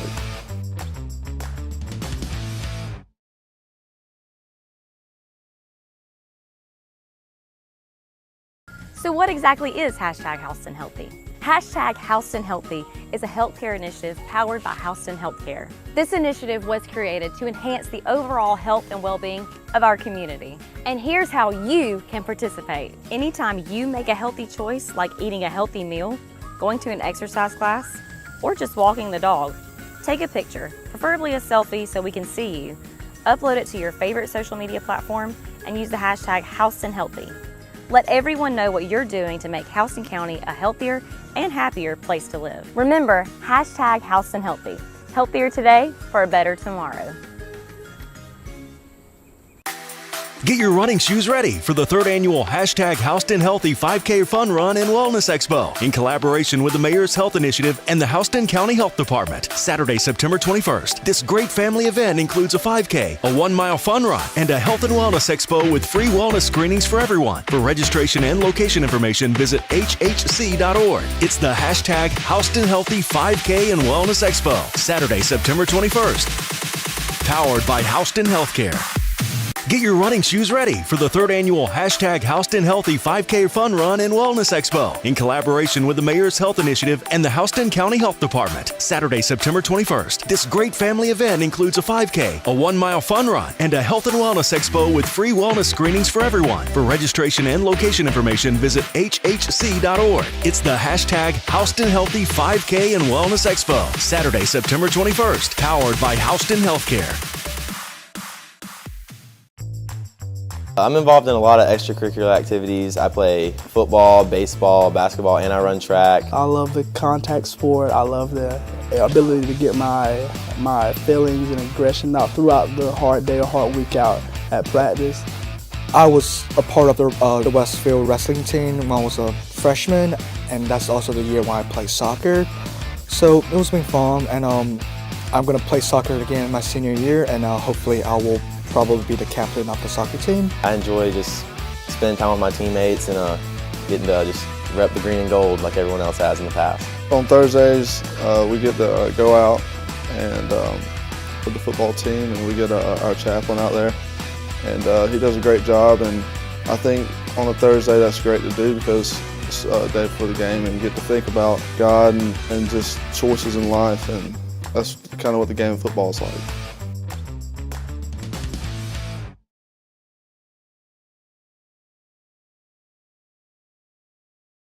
So what exactly is Houston Healthy? Houston Healthy is a healthcare initiative powered by Houston Healthcare. This initiative was created to enhance the overall health and well-being of our community. And here's how you can participate. Anytime you make a healthy choice, like eating a healthy meal, going to an exercise class, or just walking the dog, take a picture, preferably a selfie so we can see you. Upload it to your favorite social media platform and use the hashtag Houston Healthy. Let everyone know what you're doing to make Houston County a healthier and happier place to live. Remember, hashtag Houston Healthy. Healthier today for a better tomorrow. Get your running shoes ready for the 3rd annual #Houston Healthy 5K Fun Run and Wellness Expo in collaboration with the Mayor's Health Initiative and the Houston County Health Department. Saturday, September 21st. This great family event includes a 5K, a 1-mile fun run, and a health and wellness expo with free wellness screenings for everyone. For registration and location information, visit hhc.org. It's the #Houston Healthy 5K and Wellness Expo. Saturday, September 21st. Powered by Houston Healthcare. Get your running shoes ready for the 3rd annual #Houston Healthy 5K Fun Run and Wellness Expo in collaboration with the Mayor's Health Initiative and the Houston County Health Department. Saturday, September 21st. This great family event includes a 5K, a 1-mile fun run, and a health and wellness expo with free wellness screenings for everyone. For registration and location information, visit hhc.org. It's the #Houston Healthy 5K and Wellness Expo. Saturday, September 21st. Powered by Houston Healthcare. I'm involved in a lot of extracurricular activities. I play football, baseball, basketball, and I run track. I love the contact sport. I love the ability to get my feelings and aggression out throughout the hard day or hard week out at practice. I was a part of the Westfield wrestling team when I was a freshman, and that's also the year when I played soccer. So it was been fun, and I'm going to play soccer again my senior year, and hopefully I will probably be the captain of the soccer team. I enjoy just spending time with my teammates and getting to just rep the green and gold like everyone else has in the past. On Thursdays, we get to go out and with the football team, and we get our chaplain out there, and he does a great job. And I think on a Thursday that's great to do because it's a day before the game, and you get to think about God and just choices in life, and that's kind of what the game of football is like.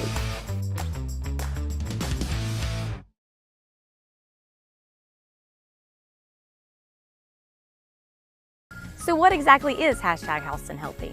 #Houston Healthy is a healthcare initiative powered by Houston Healthcare. This initiative was created to enhance the overall health and well-being of our community. And here's how you can participate. Anytime you make a healthy choice, like eating a healthy meal, going to an exercise class, or just walking the dog, take a picture, preferably a selfie so we can see you. Upload it to your favorite social media platform and use the #Houston Healthy. Let everyone know what you're doing to make Houston County a healthier and happier place to live. Remember, #Houston Healthy. Healthier today for a better tomorrow. Get your running shoes ready for the 3rd annual #Houston Healthy 5K Fun Run and Wellness Expo in collaboration with the Mayor's Health Initiative and the Houston County Health Department. Saturday, September 21st. This great family event includes a 5K, a 1-mile fun run, and a health and wellness expo with free wellness screenings for everyone. For registration and location information, visit hhc.org. It's the #Houston Healthy 5K and Wellness Expo. Saturday, September 21st. Powered by Houston Healthcare. Get your running shoes ready for the 3rd annual #Houston Healthy 5K Fun Run and Wellness Expo in collaboration with the Mayor's Health Initiative and the Houston County Health Department. Saturday, September 21st. This great family event includes a 5K, a 1-mile fun run, and a health and wellness expo with free wellness screenings for everyone. For registration and location information, visit hhc.org. It's the #Houston Healthy 5K and Wellness Expo. Saturday, September 21st. Powered by Houston Healthcare. I'm involved in a lot of extracurricular activities. I play football, baseball, basketball, and I run track. I love the contact sport. I love the ability to get my feelings and aggression out throughout the hard day or hard week out at practice. I was a part of the Westfield wrestling team when I was a freshman, and that's also the year when I played soccer. So it was been fun, and I'm going to play soccer again my senior year, and hopefully I will probably be the captain of the soccer team. I enjoy just spending time with my teammates and getting to just rep the green and gold like everyone else has in the past. On Thursdays, we get to go out and with the football team, and we get our chaplain out there, and he does a great job. And I think on a Thursday that's great to do because it's a day before the game, and you get to think about God and just choices in life, and that's kind of what the game of football is like.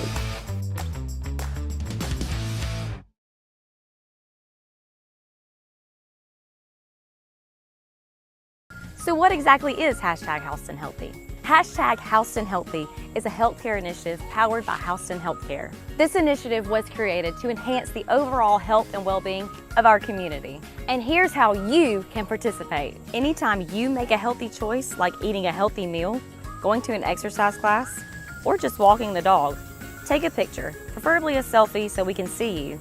Upload it to your favorite social media platform and use the hashtag Houston Healthy. Let everyone know what you're doing to make Houston County a healthier and happier place to live. Remember, hashtag Houston Healthy. Healthier today for a better tomorrow.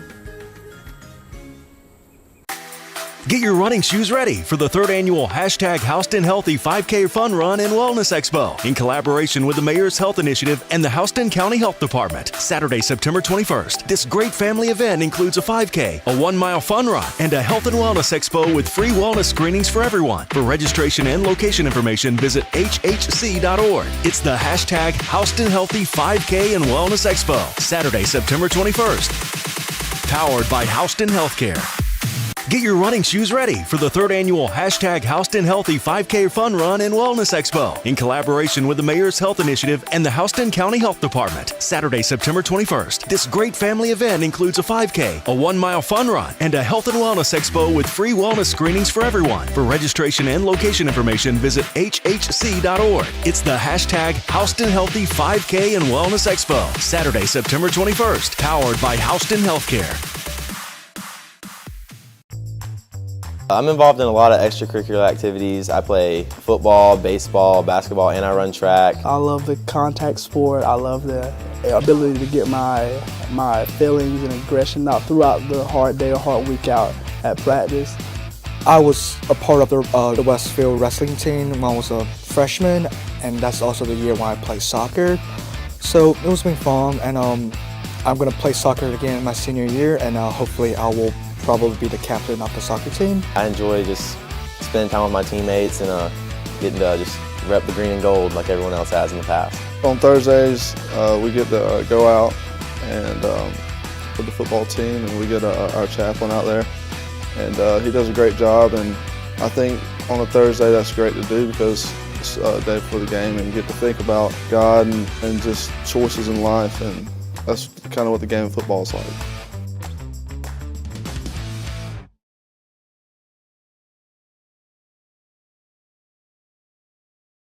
So what exactly is hashtag Houston Healthy? Hashtag Houston Healthy is a healthcare initiative powered by Houston Healthcare. This initiative was created to enhance the overall health and well-being of our community. And here's how you can participate. Anytime you make a healthy choice, like eating a healthy meal, going to an exercise class, or just walking the dog, take a picture, preferably a selfie so we can see you. Upload it to your favorite social media platform and use the hashtag Houston Healthy. Let everyone know what you're doing to make Houston County a healthier and happier place to live. Remember, hashtag Houston Healthy. Healthier today for a better tomorrow. Welcome back to the Hornets Nest for GIAA AAA playoff football first round game. Westfield, your host, hosting the Terrell Academy Eagles after a sloppy first half. Westfield holds on to a 7-6 lead. The Eagles kicking off a little pooch kick to come out of the gate. It's fielded cleanly by Grayson Waller. Could have been flagged there, but good play. It was a good play. Going to give the Hornets good field position come out of the half. The Eagles trying to come up with something a little sneaky. I know every staff I've ever been on would always say, watch something tricky right there. They can't do much on offense. So the Hornets need to come out here. Unfortunately, Coach couldn't close the deal on that last drive of the half. Right. That's with a missed field goal. But if they can come out here and get a touchdown on the board, you got to feel like they'll seize control of this game. I think you're going to probably see a heavy dose of run from Westfield this half. Right here, we're in ace personnel. Two Double tights, tight end, two right. flank. I think you're going to see a lot of run. Downhill run. Hare with the good feet, kind of drug down by the back of the jersey after a short gain of, call it two. And you know how it is. When you come out of halftime, you immediately go, your first play is whatever adjustments you made or whatever you thought was. And it also may be dependent on the fact that we had the ball at midfield. You're good. It's like these plays were kind of predetermined because I didn't see Coach Campbell give another play. Just like a little script. Run it downhill. Hare's going to bounce it. Oh, got a and hold, that's a unfortunately. clear hold on Smithson. You know, it's unfortunate because we got a big play there from They're Hare. going to get Smithson Rigdon on a hold. His hands were fit up outside and On a hold of the back of the jersey, yeah, Clear, right in clear front of see the it. official. So that's going to make it now from the spot. Will be second and about 10-yard penalty. Let's give him second and about 15, maybe. Yep. I just said don't hit me. Yeah, I think you'll see there on the replay here. Well, it's the replay from behind. You might see it there right in the middle of your screen. Right there, you can see it clearly. Or go over there. Coach, some interesting scores. Yeah, coming in here, you see Brett's got him up on your screen. Did not see the FPD score up 14-0. Bullock really kind of taking it to Pacelli. But a very interesting score.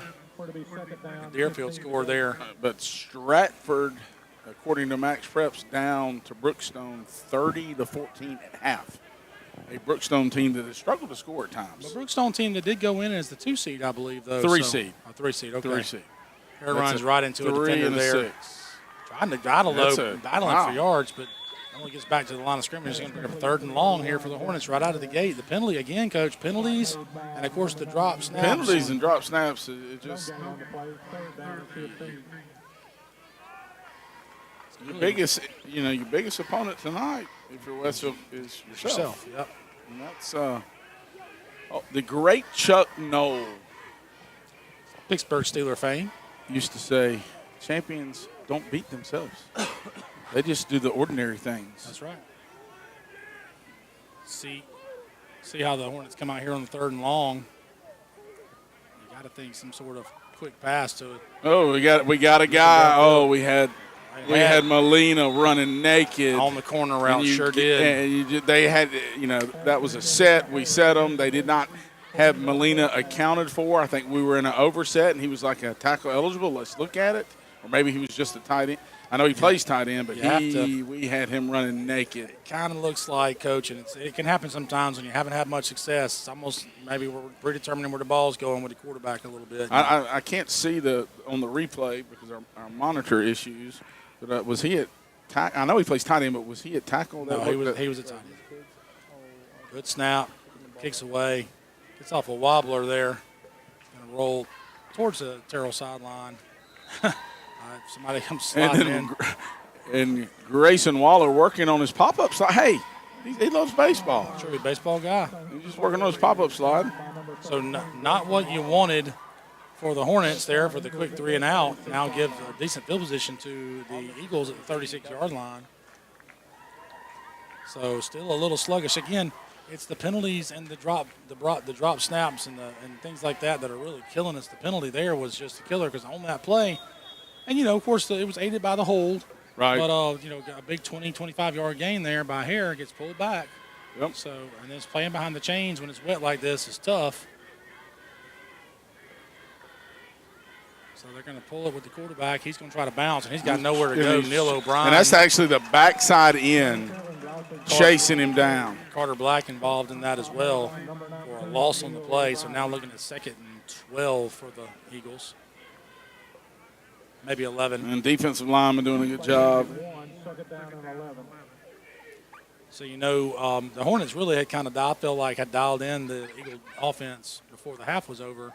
And now with time to make adjustments, I'm sure I would expect to see a good defensive performance this half. Bro, these kids are. So the Eagles are going to bring 17 in motion across the set. Going to give it downhill to the back, looking for room behind his blockers, runs into a wall of defenders after a gain of 2. Bring up a long 3rd down and 9, Coach. Rolf, Banks in there. Banks, Carter Black having a well of a game. So almost a full 3rd and 10, but it is 3rd and, say, 9.5. And this is not comfortable territory for Terrell, especially with Westfield. It's not, and they're hesitant to throw the ball because you don't want to turn it over here. Live to fight again by punting if you have to. I'll be shocked if they throw it, but I could be wrong, Talking to his offensive lineman. That's usually pass pro checking.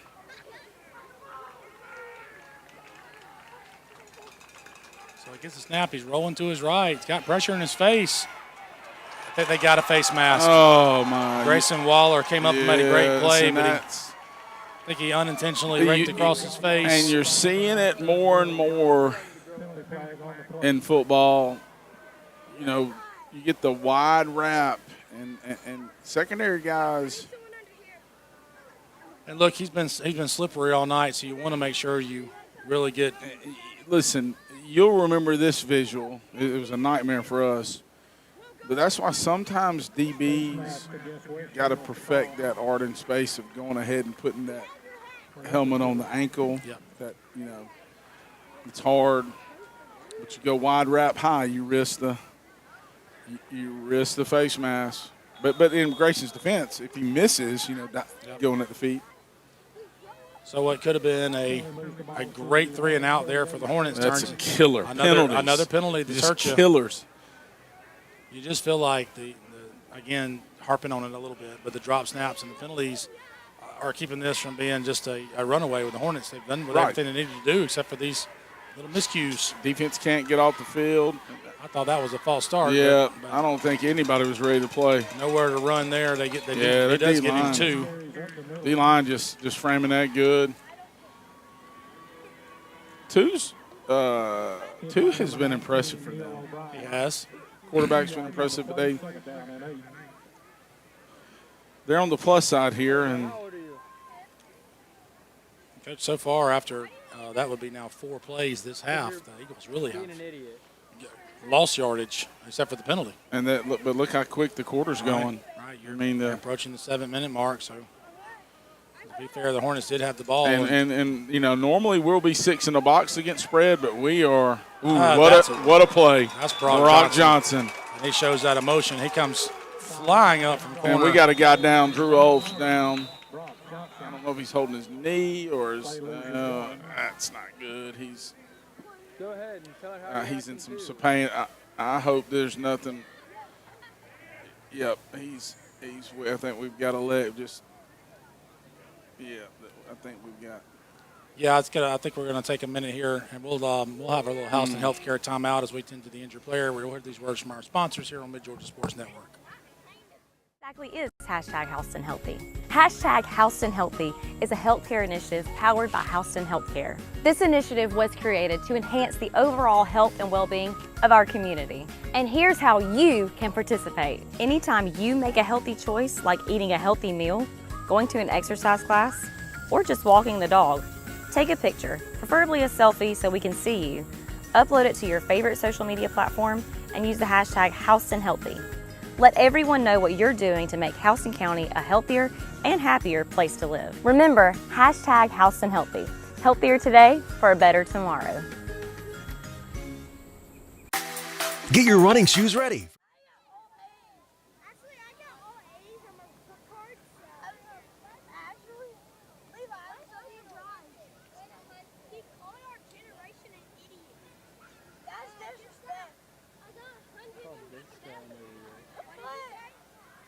This guy an idiot.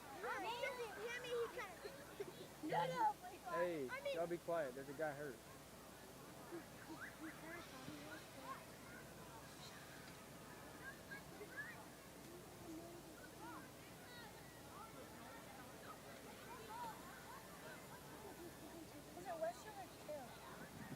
Hey, who is it?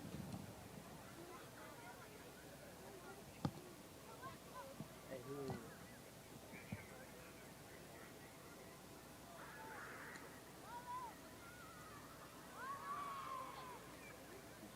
I wouldn't recommend it. Fairly certain so, yes.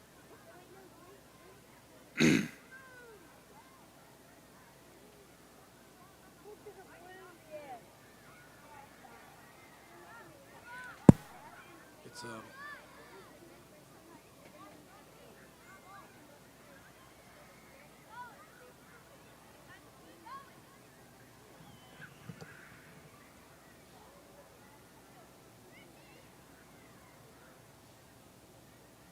I think it's a knee or a leg.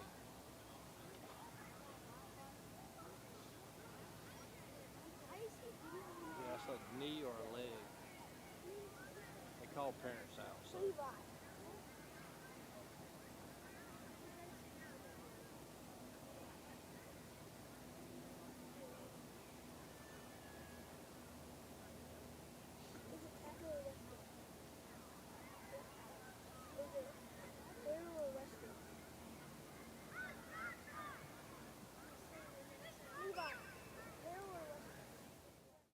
running shoes ready for the 3rd annual #Houston Healthy 5K Fun Run and Wellness Expo in collaboration with the Mayor's Health Initiative and the Houston County Health Department. Saturday, September 21st. This great family event includes a 5K, a 1-mile fun run, and a health and wellness expo with free wellness screenings for everyone. For registration and location information, visit hhc.org. It's the #Houston Healthy 5K and Wellness Expo. Saturday, September 21st.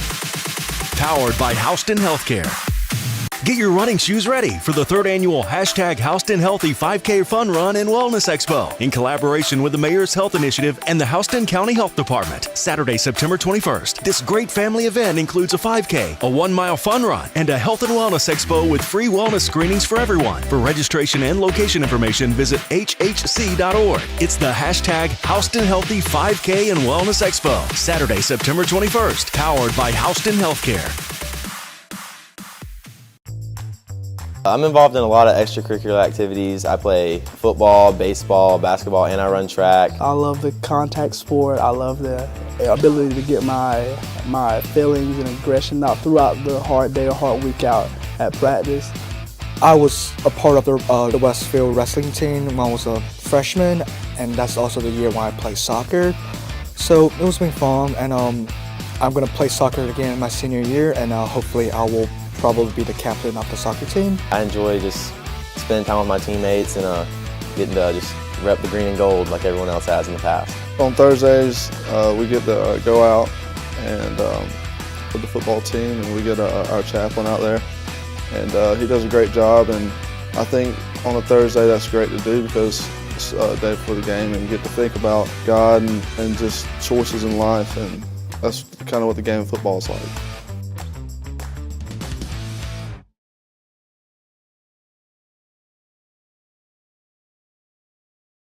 So what exactly is #Houston Healthy? #Houston Healthy is a healthcare initiative powered by Houston Healthcare. This initiative was created to enhance the overall health and well-being of our community. And here's how you can participate. Anytime you make a healthy choice, like eating a healthy meal, going to an exercise class, or just walking the dog, take a picture, preferably a selfie so we can see you, upload it to your favorite social media platform, and use the #Houston Healthy. Let everyone know what you're doing to make Houston County a healthier and happier place to live. Remember, #Houston Healthy. Healthier today for a better tomorrow. Get your running shoes ready for the 3rd annual #Houston Healthy 5K Fun Run and Wellness Expo in collaboration with the Mayor's Health Initiative and the Houston County Health Department. Saturday, September 21st. This great family event includes a 5K, a 1-mile fun run, and a health and wellness expo with free wellness screenings for everyone. For registration and location information, visit hhc.org. It's the #Houston Healthy 5K and Wellness Expo. Saturday, September 21st. Powered by Houston Healthcare.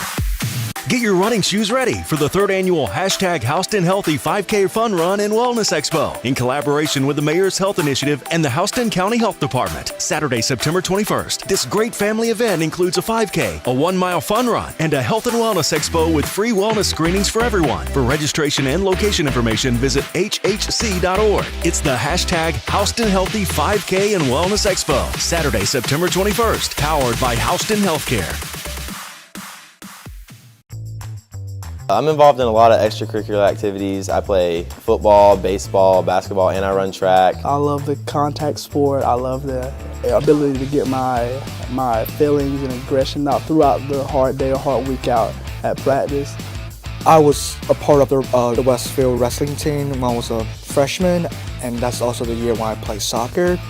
So it was been fun, and I'm going to play soccer again in my senior year, and hopefully I will probably be the captain of the soccer team. I enjoy just spending time with my teammates and getting to just rep the green and gold like everyone else has in the past. On Thursdays, we get to go out and with the football team, and we get our chaplain out there, and he does a great job. And I think on a Thursday that's great to do because it's a day before the game, and you get to think about God and just choices in life, and that's kind of what the game of football is like.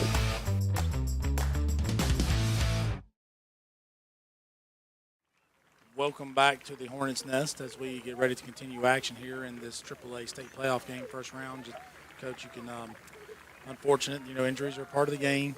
Looks like we had a little bit of a leg injury there Right. for a young man for the Hornets, but he's going to be okay. He's got great medical care. We're very fortunate to have the best training staff in the business. And, of course, a couple of doctors that are around that are parents and can really help out. So a lot of pain, obviously, but he'll be under the best care and not life-threatening or anything. So I'm going to ease some nerves on that, but still just kind of a tough injury, leg injury for a young man. So our thoughts and prayers with him and his recovery and his family. So, but unfortunately, as the nature of the beast, we got to get back on the field and finish the game. So hopefully our kids will be inspired and play that way moving forward. And those things put it into perspective, doesn't it, man? But I'm sure both teams will kind of obviously that the Hornets will play the rest of this game heavy-hearted, and your coaching staff will coach heavy-hearted. But you kind of got to reset and. So big third down here for the Eagles, 3rd and 9 from the Hornet 47-yard line, we'll call it. And this has been a pass set. This is probably going to be some type of pass because they passed out of 2x2. And their left guy went early. Really early. The pass is complete, but tackled immediately. And Bill Murdoch's fixing to have another tough decision. 7-6 game. The Eagles, this is kind of going exactly like we've mentioned several times, exactly like I'm sure they wanted. Yeah. And this is his 3rd, 4th, and 3, and he's 2 for 2, and I keep coming back to. Coach, I noticed number 2, Ty Thomas, was not on the field on that last play. I just think, with the wet film, the way the Hornets have struggled, that if you give them the ball at midfield, and this is going to be run to his sideline, unless he goes some type of counter here, but I expect run up top. And they got issues. They can't get lined up right. Number 2 is out of the game, Coach. He's not on the field. Said, that's and number 8, his replacement, was the one that was a little lost in the play. Looked like so. Now you're in a bit of a conundrum if you're Coach Murdoch, because if you decide to go ahead and punt it, which they haven't punted real well, if you decide to go ahead and punt it, you're mad at yourself for taking the timeout. Yeah, so and talking about a 1-point game, that timeout may loom large in the end. Absolutely. And I'm just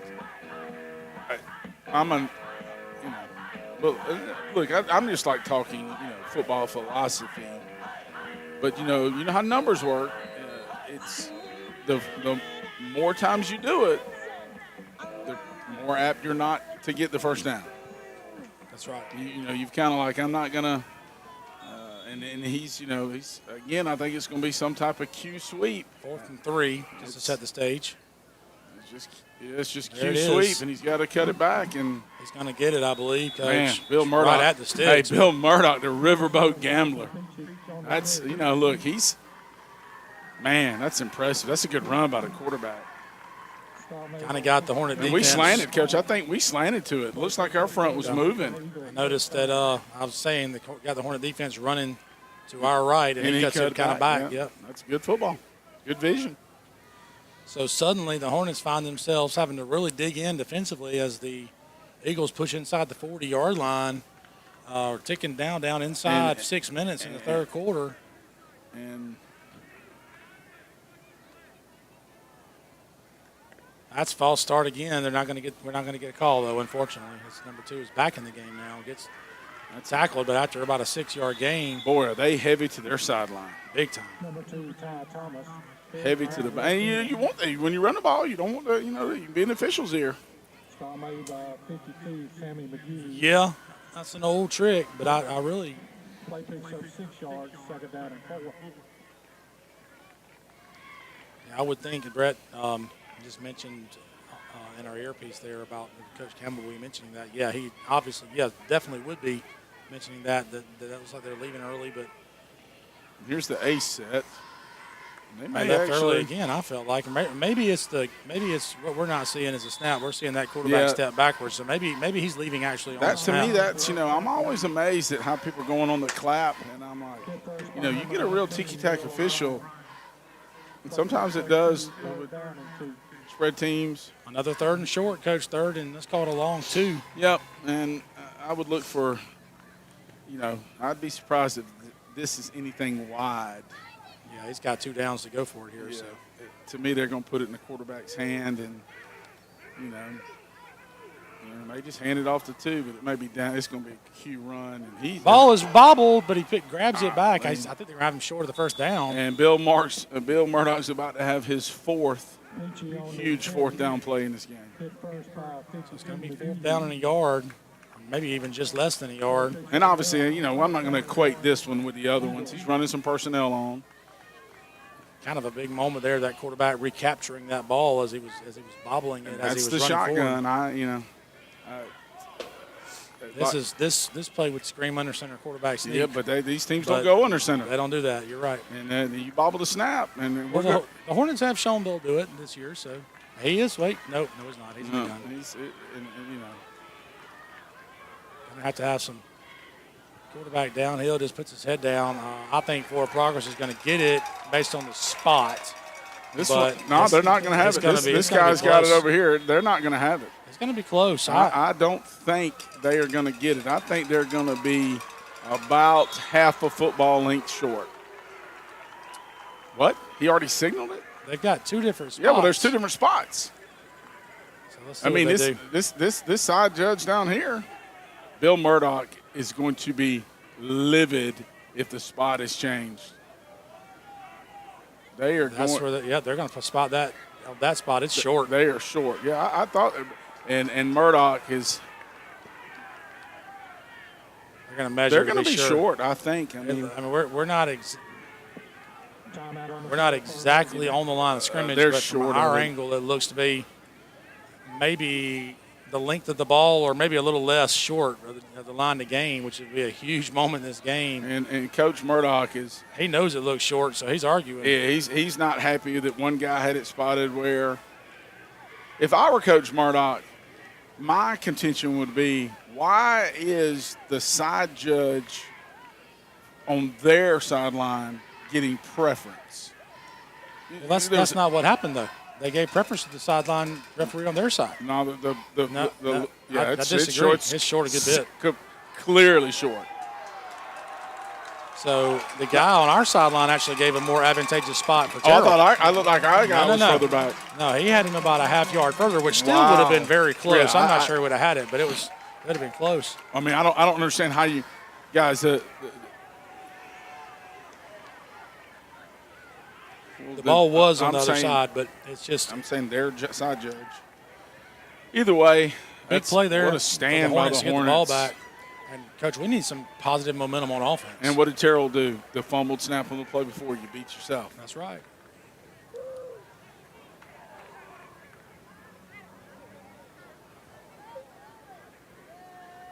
Right, that's a good point, Brett. Well, the side judge on the Terrell side was adamant about his spot, so clearly he thought he had a definitive look. And you can see on the screen, Yeah. Coach Murdoch is still arguing. And Coach Murdoch, did Coach Murdoch feel like does Coach Murdoch feel like somebody signaled first down? Because Coach Murdoch is like saying he's, that's not good.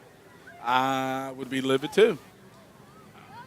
I would be livid. So for those of you guys at home watching, Coach Hardy, Brett Hardy, nope. No, he never gets. Brett Taylor is in our ear saying that he definitely saw the white hat signal first down, even though it really wasn't. So anyway, nonetheless, first down Hornets starting out at their own 29 or 8 yard line. And what a stand by the Hornets.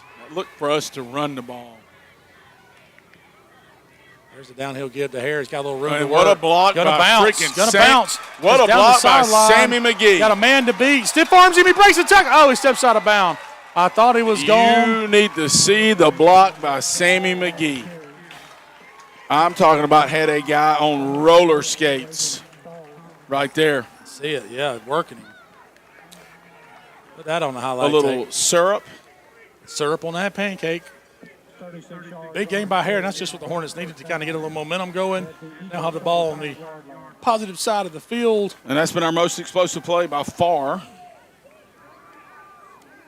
Right on the 35-yard line of the Eagles.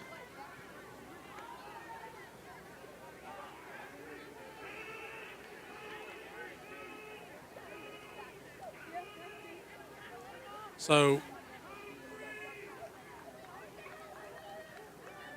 ball's on the ground again, and it's gonna be a turnover. It's been the story. It's been the story of the game. Self-destructing. It's been the story of the game, and I'm not sure that ball slipped, Coach. I just think he was in a hurry to make the handoff. It's just, man, it's wet.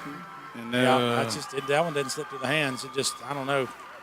So, and you are your shotgun teams.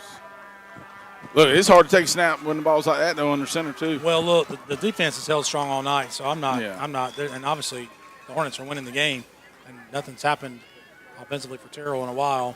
But that's the recipe for an 8 seed beating a 1. Right, yeah, absolutely. Penalties, turnovers. A low-scoring game.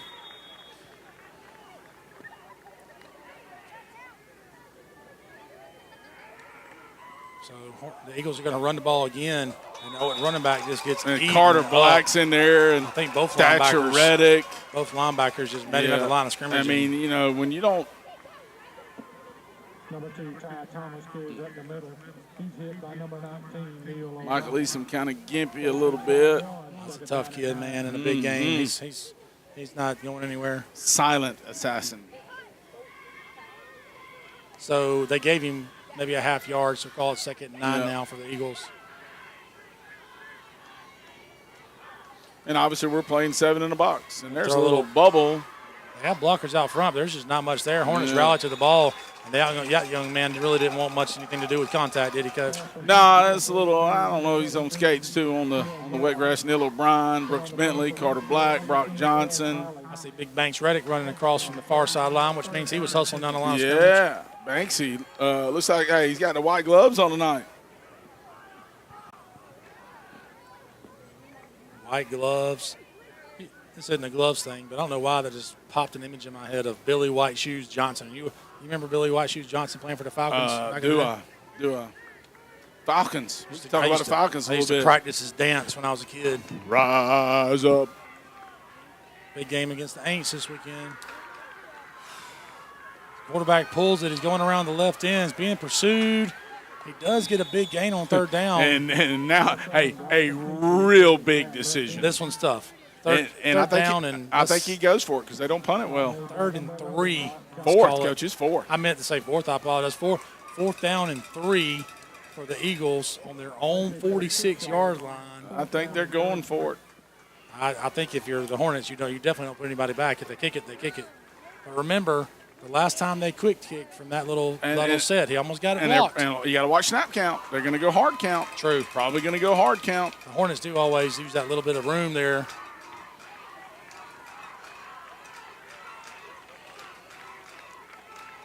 They're going to kick it. And that's okay. They'll get a good roll out of that. No, they don't. It just ain't rolling tonight. It's not rolling. You can see how wet it is. The green is holding. You can attack the green, Coach Fowler. So, that's right. Be aggressive. Take an extra stick. So, lose the ball, the Hornets do, from the 30-yard line. They lose about 50 yards in the transition, or 40 yards in the transition. Yep. But they'll take that, I think, after the turnover. Yep.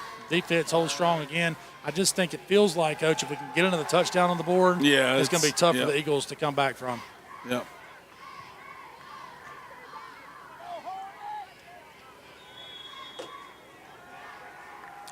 So seen this set already tonight. Last time they threw it out in the flats to St. Clair. Text Trenton, tell him to get back on it. And do the same thing the other way. This time to Stone St. Clair. Makes his first man miss. Give him 4 or 5 on the play. Brothers St. Clair. I'm going to accuse Will St. Clair of enrolling those boys in dance classes when they were young because they have got some quick feet. Happy feet. Wasn't that the Herschel Walker thing? Took ballet? A little ballet. Out of Wrightsville, Georgia. So the Hornets don't have to run another play here to end the quarter. They are lined up to do it. We moved early at left tackle. Looks like that's going to be Samuel. Basically going to give up the yardage you gained on first down. Yeah, just a whole host of errors. So 6 seconds left in the third quarter. 25-yard line, will it be second down and 11?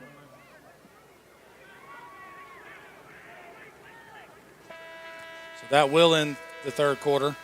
So into the third quarter, score is still 7-6. We played most of the game here in the middle of the field.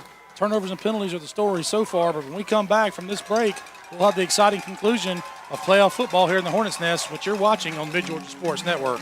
So what exactly is hashtag Houston Healthy? Hashtag Houston Healthy is a healthcare initiative powered by Houston Healthcare. This initiative was created to enhance the overall health and well-being of our community. And here's how you can participate. Anytime you make a healthy choice, like eating a healthy meal, going to an exercise class, or just walking the dog, take a picture, preferably a selfie so we can see you.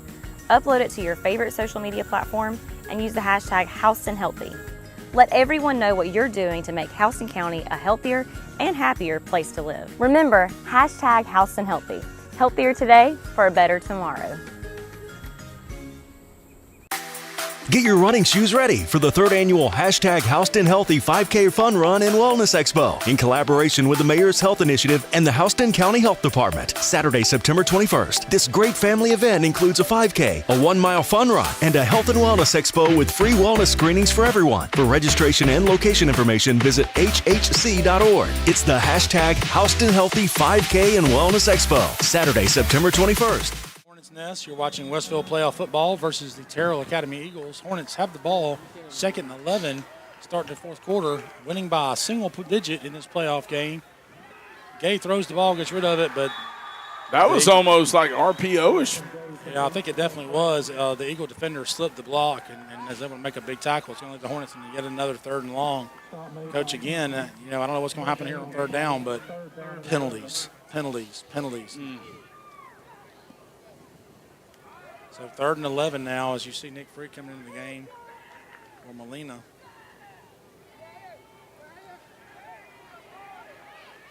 So, if you're it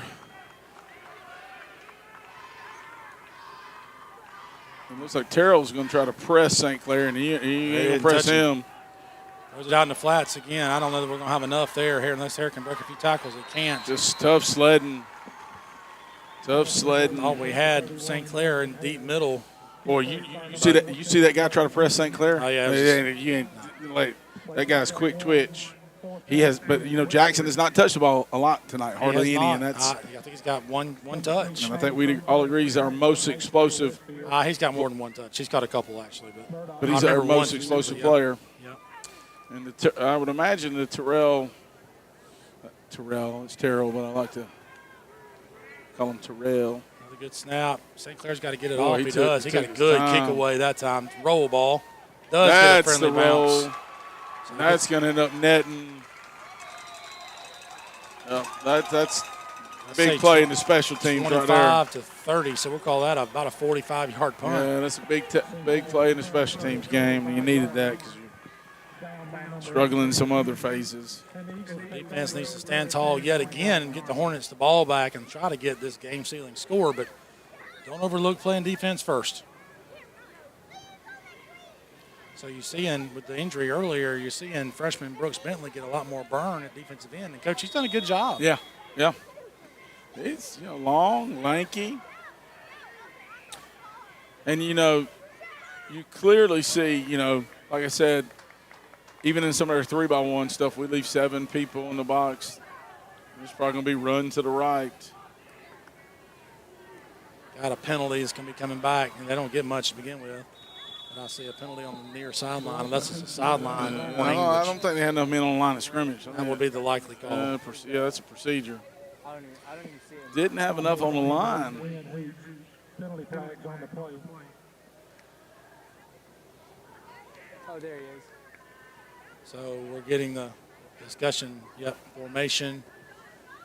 We'll back him up 5, I assume. First and 15, yep.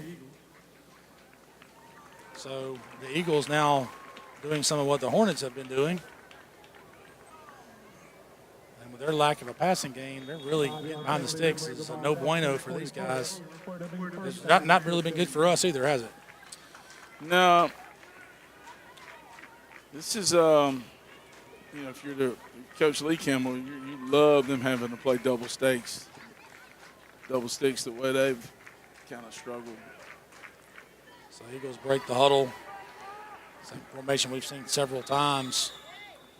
Coach Murdoch having to burn another one. That's going to leave him with only one timeout now. There's 10 minutes left in the game. You got to think those might have come in handy late, especially if his game stays close, which I have no reason to think it won't. Coach, about the offense seems to me there's just been a couple of pass plays where maybe we didn't make the right read or maybe kind of predetermine where we're going with the ball. Yeah, we remember we have some guys open behind the defense, so you can't help but wonder if maybe we don't take a shot. You try to get something going. But then again, Jackson Hare just had the big run last possession. As it winds down to the final stretch of this game, boy, you get where if it's still 7-6 in your Westfield, just don't make a mistake. You get real conservative, sure. And you know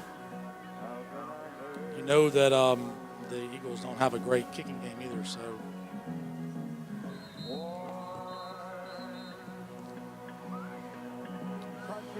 Well, hadn't had a lot of time to talk about some scores. The last score that I've seen that actually was different was the like John Millich had scored again. Wow. Well, I mean, look, they had their quarterback back, had him healthy. I think Tiff Terry was still up by 7, but. Yeah, look at me. So now Terrell with a 1st and 15 from their own 25-yard line is going to roll right to pass. He's got a man there. Holly again closes down. Boy, and makes the play. That is twice they've been behind us. And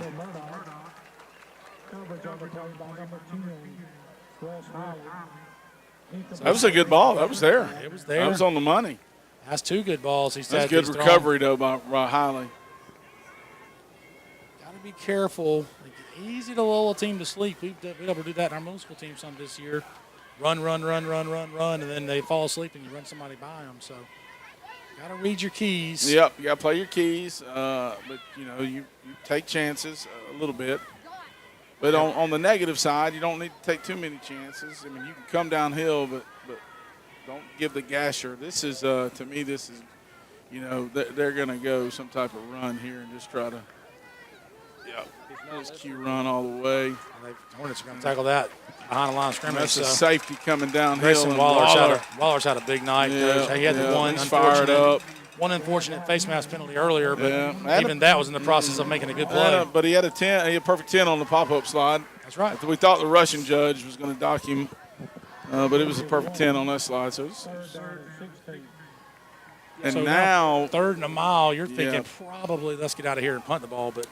Yeah, I would maybe some Q draw. You might have kind of spread them out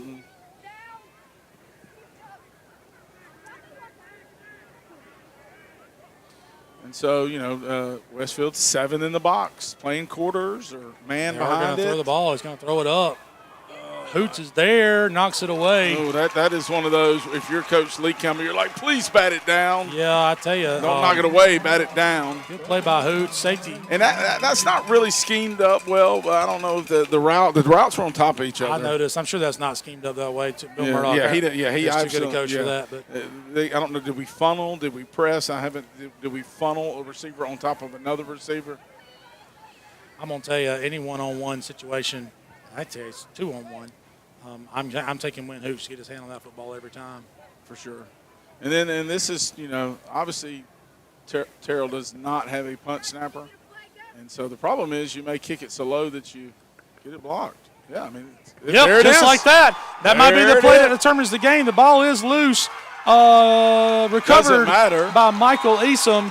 It matters that we get the ball on the 1, Coach. I mean, you saw it. You know it's coming. Yeah, it doesn't matter who covers it. You're right. To your point. I mean, but I'm saying they can't. Lyman got the paw up. So, big block kick. You had to sense it was coming. You even mentioned it right as the ball was being snapped. But twice we've almost gotten it from that formation. Now you just got to punch this one in here.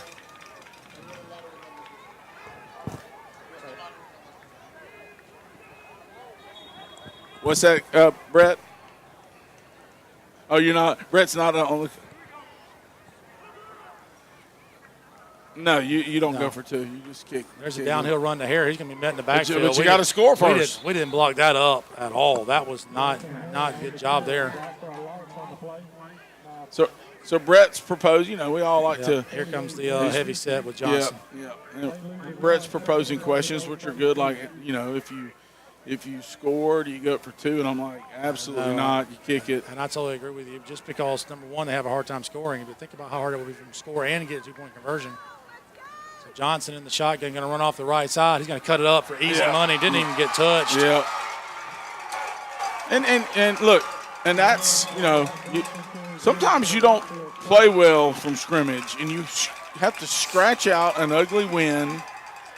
And special teams are, you know, special teams a big phase in the game. So I see the field goal team on the field. So definitely going to try to go for 1 to push the lead out to 14-6, which will make it an 8-point game, which is still a 1-score game if we can make this extra point.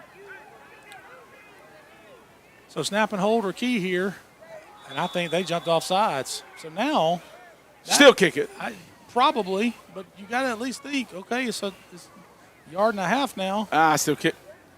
I still kick it. I still kick it because they missed their extra point earlier. They've proven they struggle kicking. Did they take the penalty? I guess they did. They reset it. Well, you make What them, now? They'd have to go for 2 anyway. So we call timeout, so maybe he is going to go for 2. Thatcher's coming in, and I'm pretty sure Thatcher's not holding. Yeah, I feel that's like a safe bet. So Brett is smiling from ear to ear, but we have to, you know. It's qualified, though, Coach. Yeah, it's qualified. We'll go push to the house. Any scores, Coach? You know, had a little, and not to say, you know, we like to all pick at each other. Not to say I told you so, but a lot of people talking about Lakeview could play with Deerfield, and I was like, ain't really played nobody, to be honest. With all due respect, I don't want to say not played anybody. But South. Fifth area, John Miller's tied in the 4th. It's hard to beat JT Wall twice, and he got his quarterback those guys happy. Have been there, man. It means something. Trying to see kind of if I can get any details. Wow. Give me Lakeview. Anybody got a Lakeview in the? It's 20-0 at half. I feel like that game is. Wow, the Millage score. Southland, you know, you called that Southland over Briarwood. It's going to be a great win for Chance Jones. Yeah, I mean, yeah. Johnson, same play. This time he's going to bounce it wide. He's got a chance. He dives for the pylon, and they give it to him. Well, I like to see I was all blocked out. He's just a gamer. That's going to make it 15-6 now on the play. They stuff it up. He wanted to kind of poke it up in there, but he didn't have a hole. He bounces it, uses the legs, and lays out. And that's on this week's episode of How Did You Lose Contain? That's right. Always. I just want to know that was the Marvelous one still here, because that needs to be on your top place. Not seeing him, though. So if you're Terrell,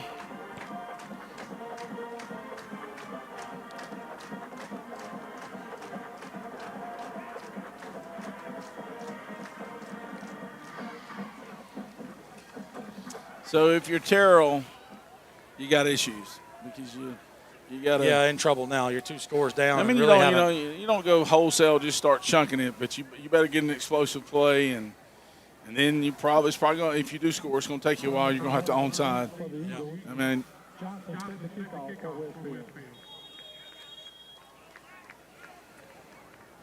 so there was some scuttlebutt this week on the internet about did Coach Soliday really do himself a favor by winning the region and having to play John Millage and beat them twice? Good kick from Johnson there.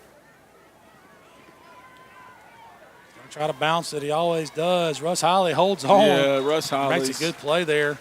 I'll give him the ball about 27-yard line.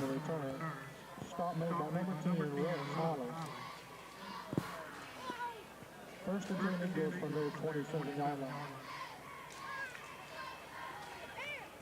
So, you know, I don't think you'll see the Hornets really change their game plan, but obviously secondary, they have some football sense, and you're not, you know, you're still playing your keys, but you're like, hey, don't give up the home run.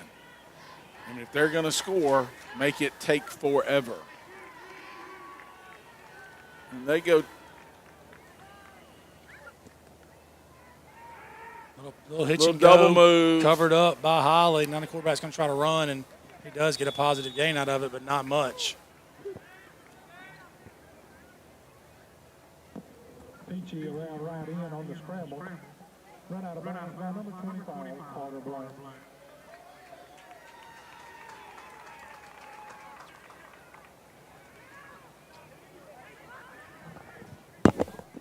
Pick up the 2 on the play, second down and 8.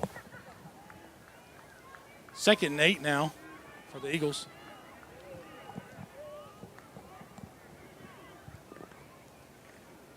Downhill run, kind of sticking to the game plan. Breaks the tackle, breaks another tackle. And I thought I saw the ball fall out, but it did not. Yep. I think it was a shadow. No, Coach Farmer and I were just wondering, kind of got a packed sideline down the. I think probably some of Coach Campbell's friend. You know, a lot of times you get some guys. You got to remember. I've seen some. I think a couple guys, Coach Perry, Northside. You got to remember some of these teams aren't playing this week. That's This right. was the makeup week with Hurricane Helene. Not all the public schools were playing. Some guys come watch some. Boy, we're just, you know. Just look, I hope we didn't. I hope we're not relaxing a little bit. Yep. Well, we got the lead. I mean, preachers don't give up the big play, but and you see Coach Chad Campbell not barking at his brother Lee Campbell, but they kind of walk down there like, "Wait, hey, let's go." Look, those guys talking about history, aren't they? Aren't they the only brothers in the state of Georgia that both have a set of brothers with state championships? I think so. I don't know. You're telling me. I don't know. Well, I know Lee won at Hawksville and Chad obviously at Peach County. Peach. It's going to be enough for the first down. And hey, he throw Coach Ledford on the staff with some Wilcox County titles.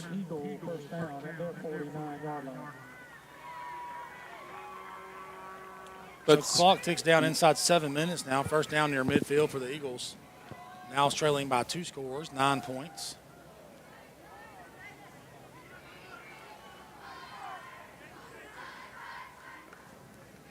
Stay with the game plan, run it to 17. He's a little faster than I thought he was. Puts his head down and runs through a tackle. Have they run a play, and that's where Neal's got to walk away. Neal and 14 have kind of been jawing earlier. I'll be honest with you, 14 was the one that was hot. Evidently got the better of him on that play. Well, they run the ball to their sideline only. Yeah, almost exclusively. You're right. I don't know if I've seen a Terrell run end up over here. And you obviously do that because you're in somewhat hurry up mode. Not hurry up, but they don't really hurry up because they're in a huddle. There's the quarterback sweep again. Really taking his time. Good play by Thatcher and Carter. Mikey Easom. Bring up third down now, and let's say third and medium. It's 9 Keller, I believe it is. 9 is Drew Keller. And he's giving Neal a break. Maybe try to keep any back and forth, eliminate that. Coach Blatt's getting on him a little bit. I say third and medium. I'll go back and change that third and short, and I'll say third and a long 2 maybe. And Brett's kind of, hear Brett talking, and he's actually agree with this. This might be a play where you take a shot if you're Terrell, just try to get, but no, they're going to try to go and secure, and they're not going to secure the first down. He slipped. And just into the game, Drew Keller on the tackle. Hornets think they have the ball, but the runner was ruled down. That'll be fourth down and about, I guess they're going to give him just a -1 on that play. I thought it was a little more than that, but so they'll call it 4th and 3 now. Hey, Coach, you feel like this play here is the game. If we can make a stop here, you got to feel like that'll about wrap it up, won't you? Yeah, still 5.5 minutes absolutely. left, This is play the game. Just got a text from Gray Yates, head football coach at Mount DeSales, telling me that shout out to Mr. Gray. Always enjoy talking to Coach Yates. Just told me that Tiff Terry just scored to go up on Millage. Okay. So, and this is, probably a little pass combo up top. Now they're going to he was moving forward, and that's Q run, and they're not going to get it anyway. A host of Hornets, and That's, Might have gone to that well one time too many. Yeah, Coach. that's. Grayson Waller flying up from safety. Some sit here 13 coming up to make that play to drive him out of bounds. You got to. Coach, in a game of sloppy plays and a lot of penalties, Grayson Waller has a case. Grayson Waller, I'm picking up what you're dropping. Yeah, Tift Area 28, John Miller's 21. Gatewood and the Fighting Jeff Ratliffs against the Fighting Bruce Lanes of Trinity Dublin, 27-23. I don't know if that's the final. You got to figure the Hornets here will just kind of take the air out of the ball and try to run some clock. Eagles with only one timeout. Hare here on first down is going to get a gain of about 6. That's exactly what you want to happen. The clock ticks officially under 5 minutes. I don't have a Tatnall final.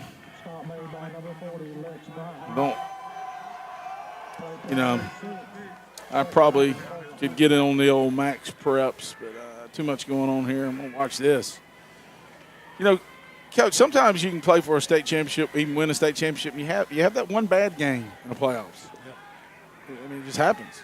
Really bad. And I think the Hornets are a contender, but they got to play better than they did tonight. And, of course, they got to seal the deal here, not turn it over and just get out of here and get done with this game.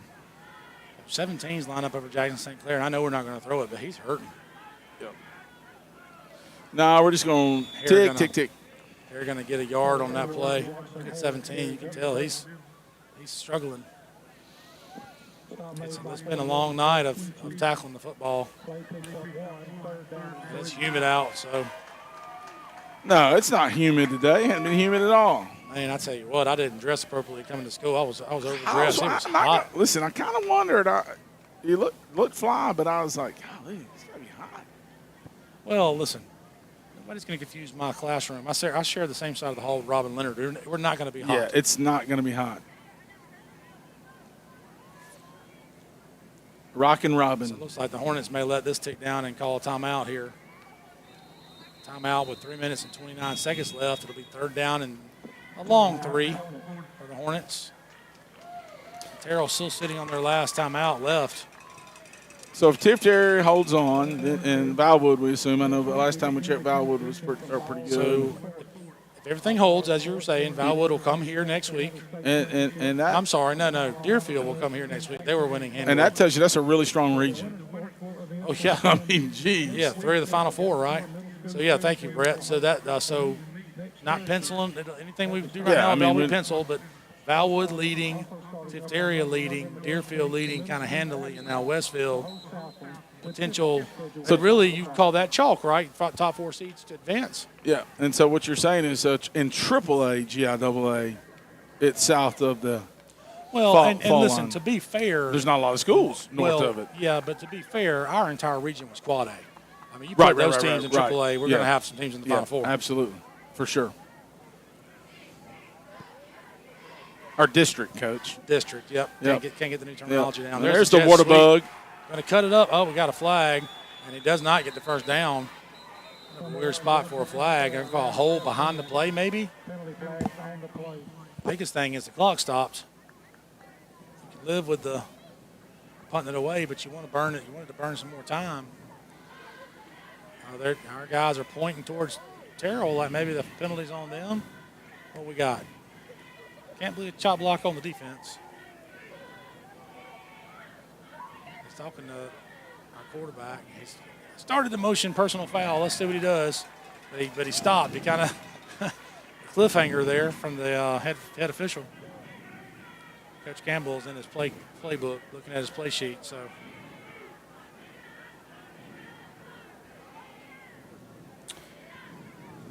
And here comes the call from the head official. We got he makes a block in the back signal, but I'm thinking, like you said, it was a hands to the face. Brett's telling us in his ear he thought it was a hands to the face. So either way, first down for the Hornets. 3.5 minutes left. I'm thinking, let's see what happens here, but the Hornets are in about that kind of territory. They could kind of milk it. They started the clock. I'd hold it and not snap it for another 15 seconds, but I don't think they're going to do that. Ball goes to Harris straight ahead. He's got a little room to run. He's not. I think it's going to be short, but it's going to be 2nd down and 1, which is perfect. 62, Noah Daniel on the stop. And Terrell still has 1 timeout left. I'm not sure down 2 scores how apt he is to use it.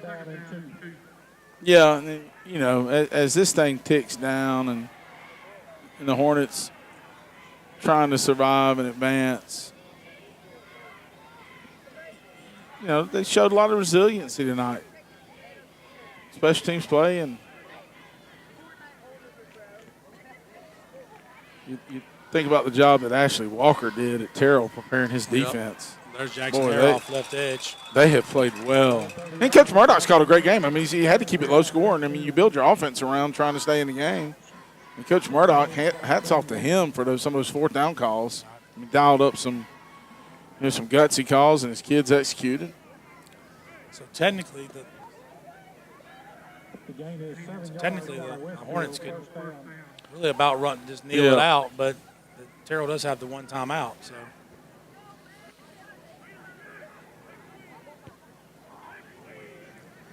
So this one is not going to go down as the prettiest win of all time, but Coaches, it's like when you chip it in for par on the golf course, the scorecard don't have pictures. That's right. The scorecard doesn't have pictures. Almost dropped that snap again, but it does get back to the line of scrimmage, not by design, but just really goes down as almost a kneel down. So now going to be 2nd down and 10, clock under 2 minutes, 1 minute 47 and counting. No gain on the play, 2nd down and 10. Trying to find a Tatnall Bethlehem So score. we mentioned Grayson Waller as a possible game player of the game candidate, and he certainly is deserving. Got to mention those 2 linebackers. Yeah. Had really good games. Kind of hate to leave them out. Yeah. I mean, you could make a case that Carter Black's played his best game.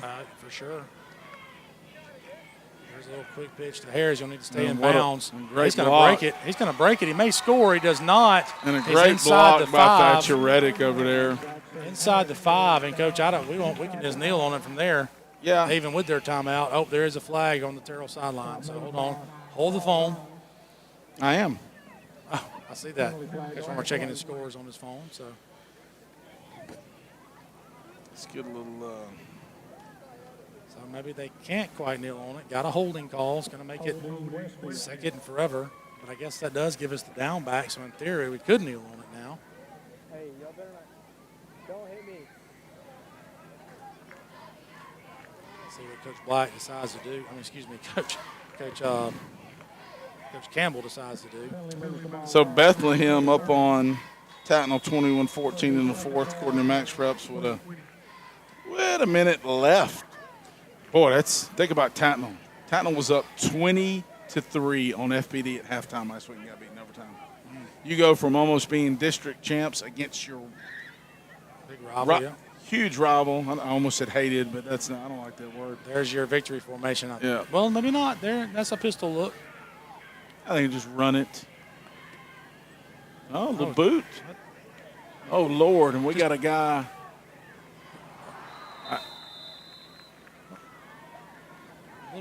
Okay.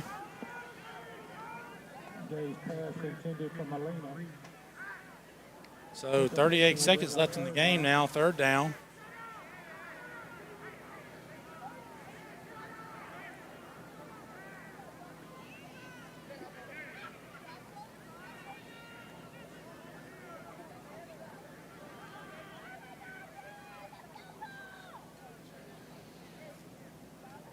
So 38 seconds left, 15-6 lead.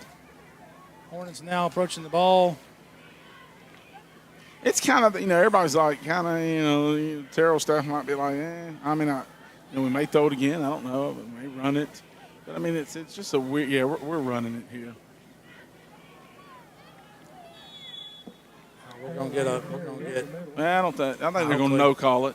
Well, I'm just hoping we can control our emotions. We got a big game next week. I think Sammy was just playing hard, and everybody's going to shake it up and move on. That's going to be it. I don't think Coach Murdoch's going to stop it. That'll run out the clock, and that'll be it for the Hornets. Will advance. Welcome in, I believe, unless something changes drastically, Deerfield in here next week into the Nest. in the state semifinals. Coach, players of the game as the clock ticks down to officially 2, 1, and 0. We can kind of go multiple players here. I think Grayson Waller's deserving of a nod. I'm all in on Grayson. But I want to mention the 2 linebackers as well. So let's mention Thatcher Reddick. We're going to triumvirate. We're going to triumvirate. We're going to go a trio for players of the game. Carter Black, Thatcher Reddick, and Grayson Waller. So congratulations to those 3 Hornets. And on really the entire Hornet defense on the game, well played.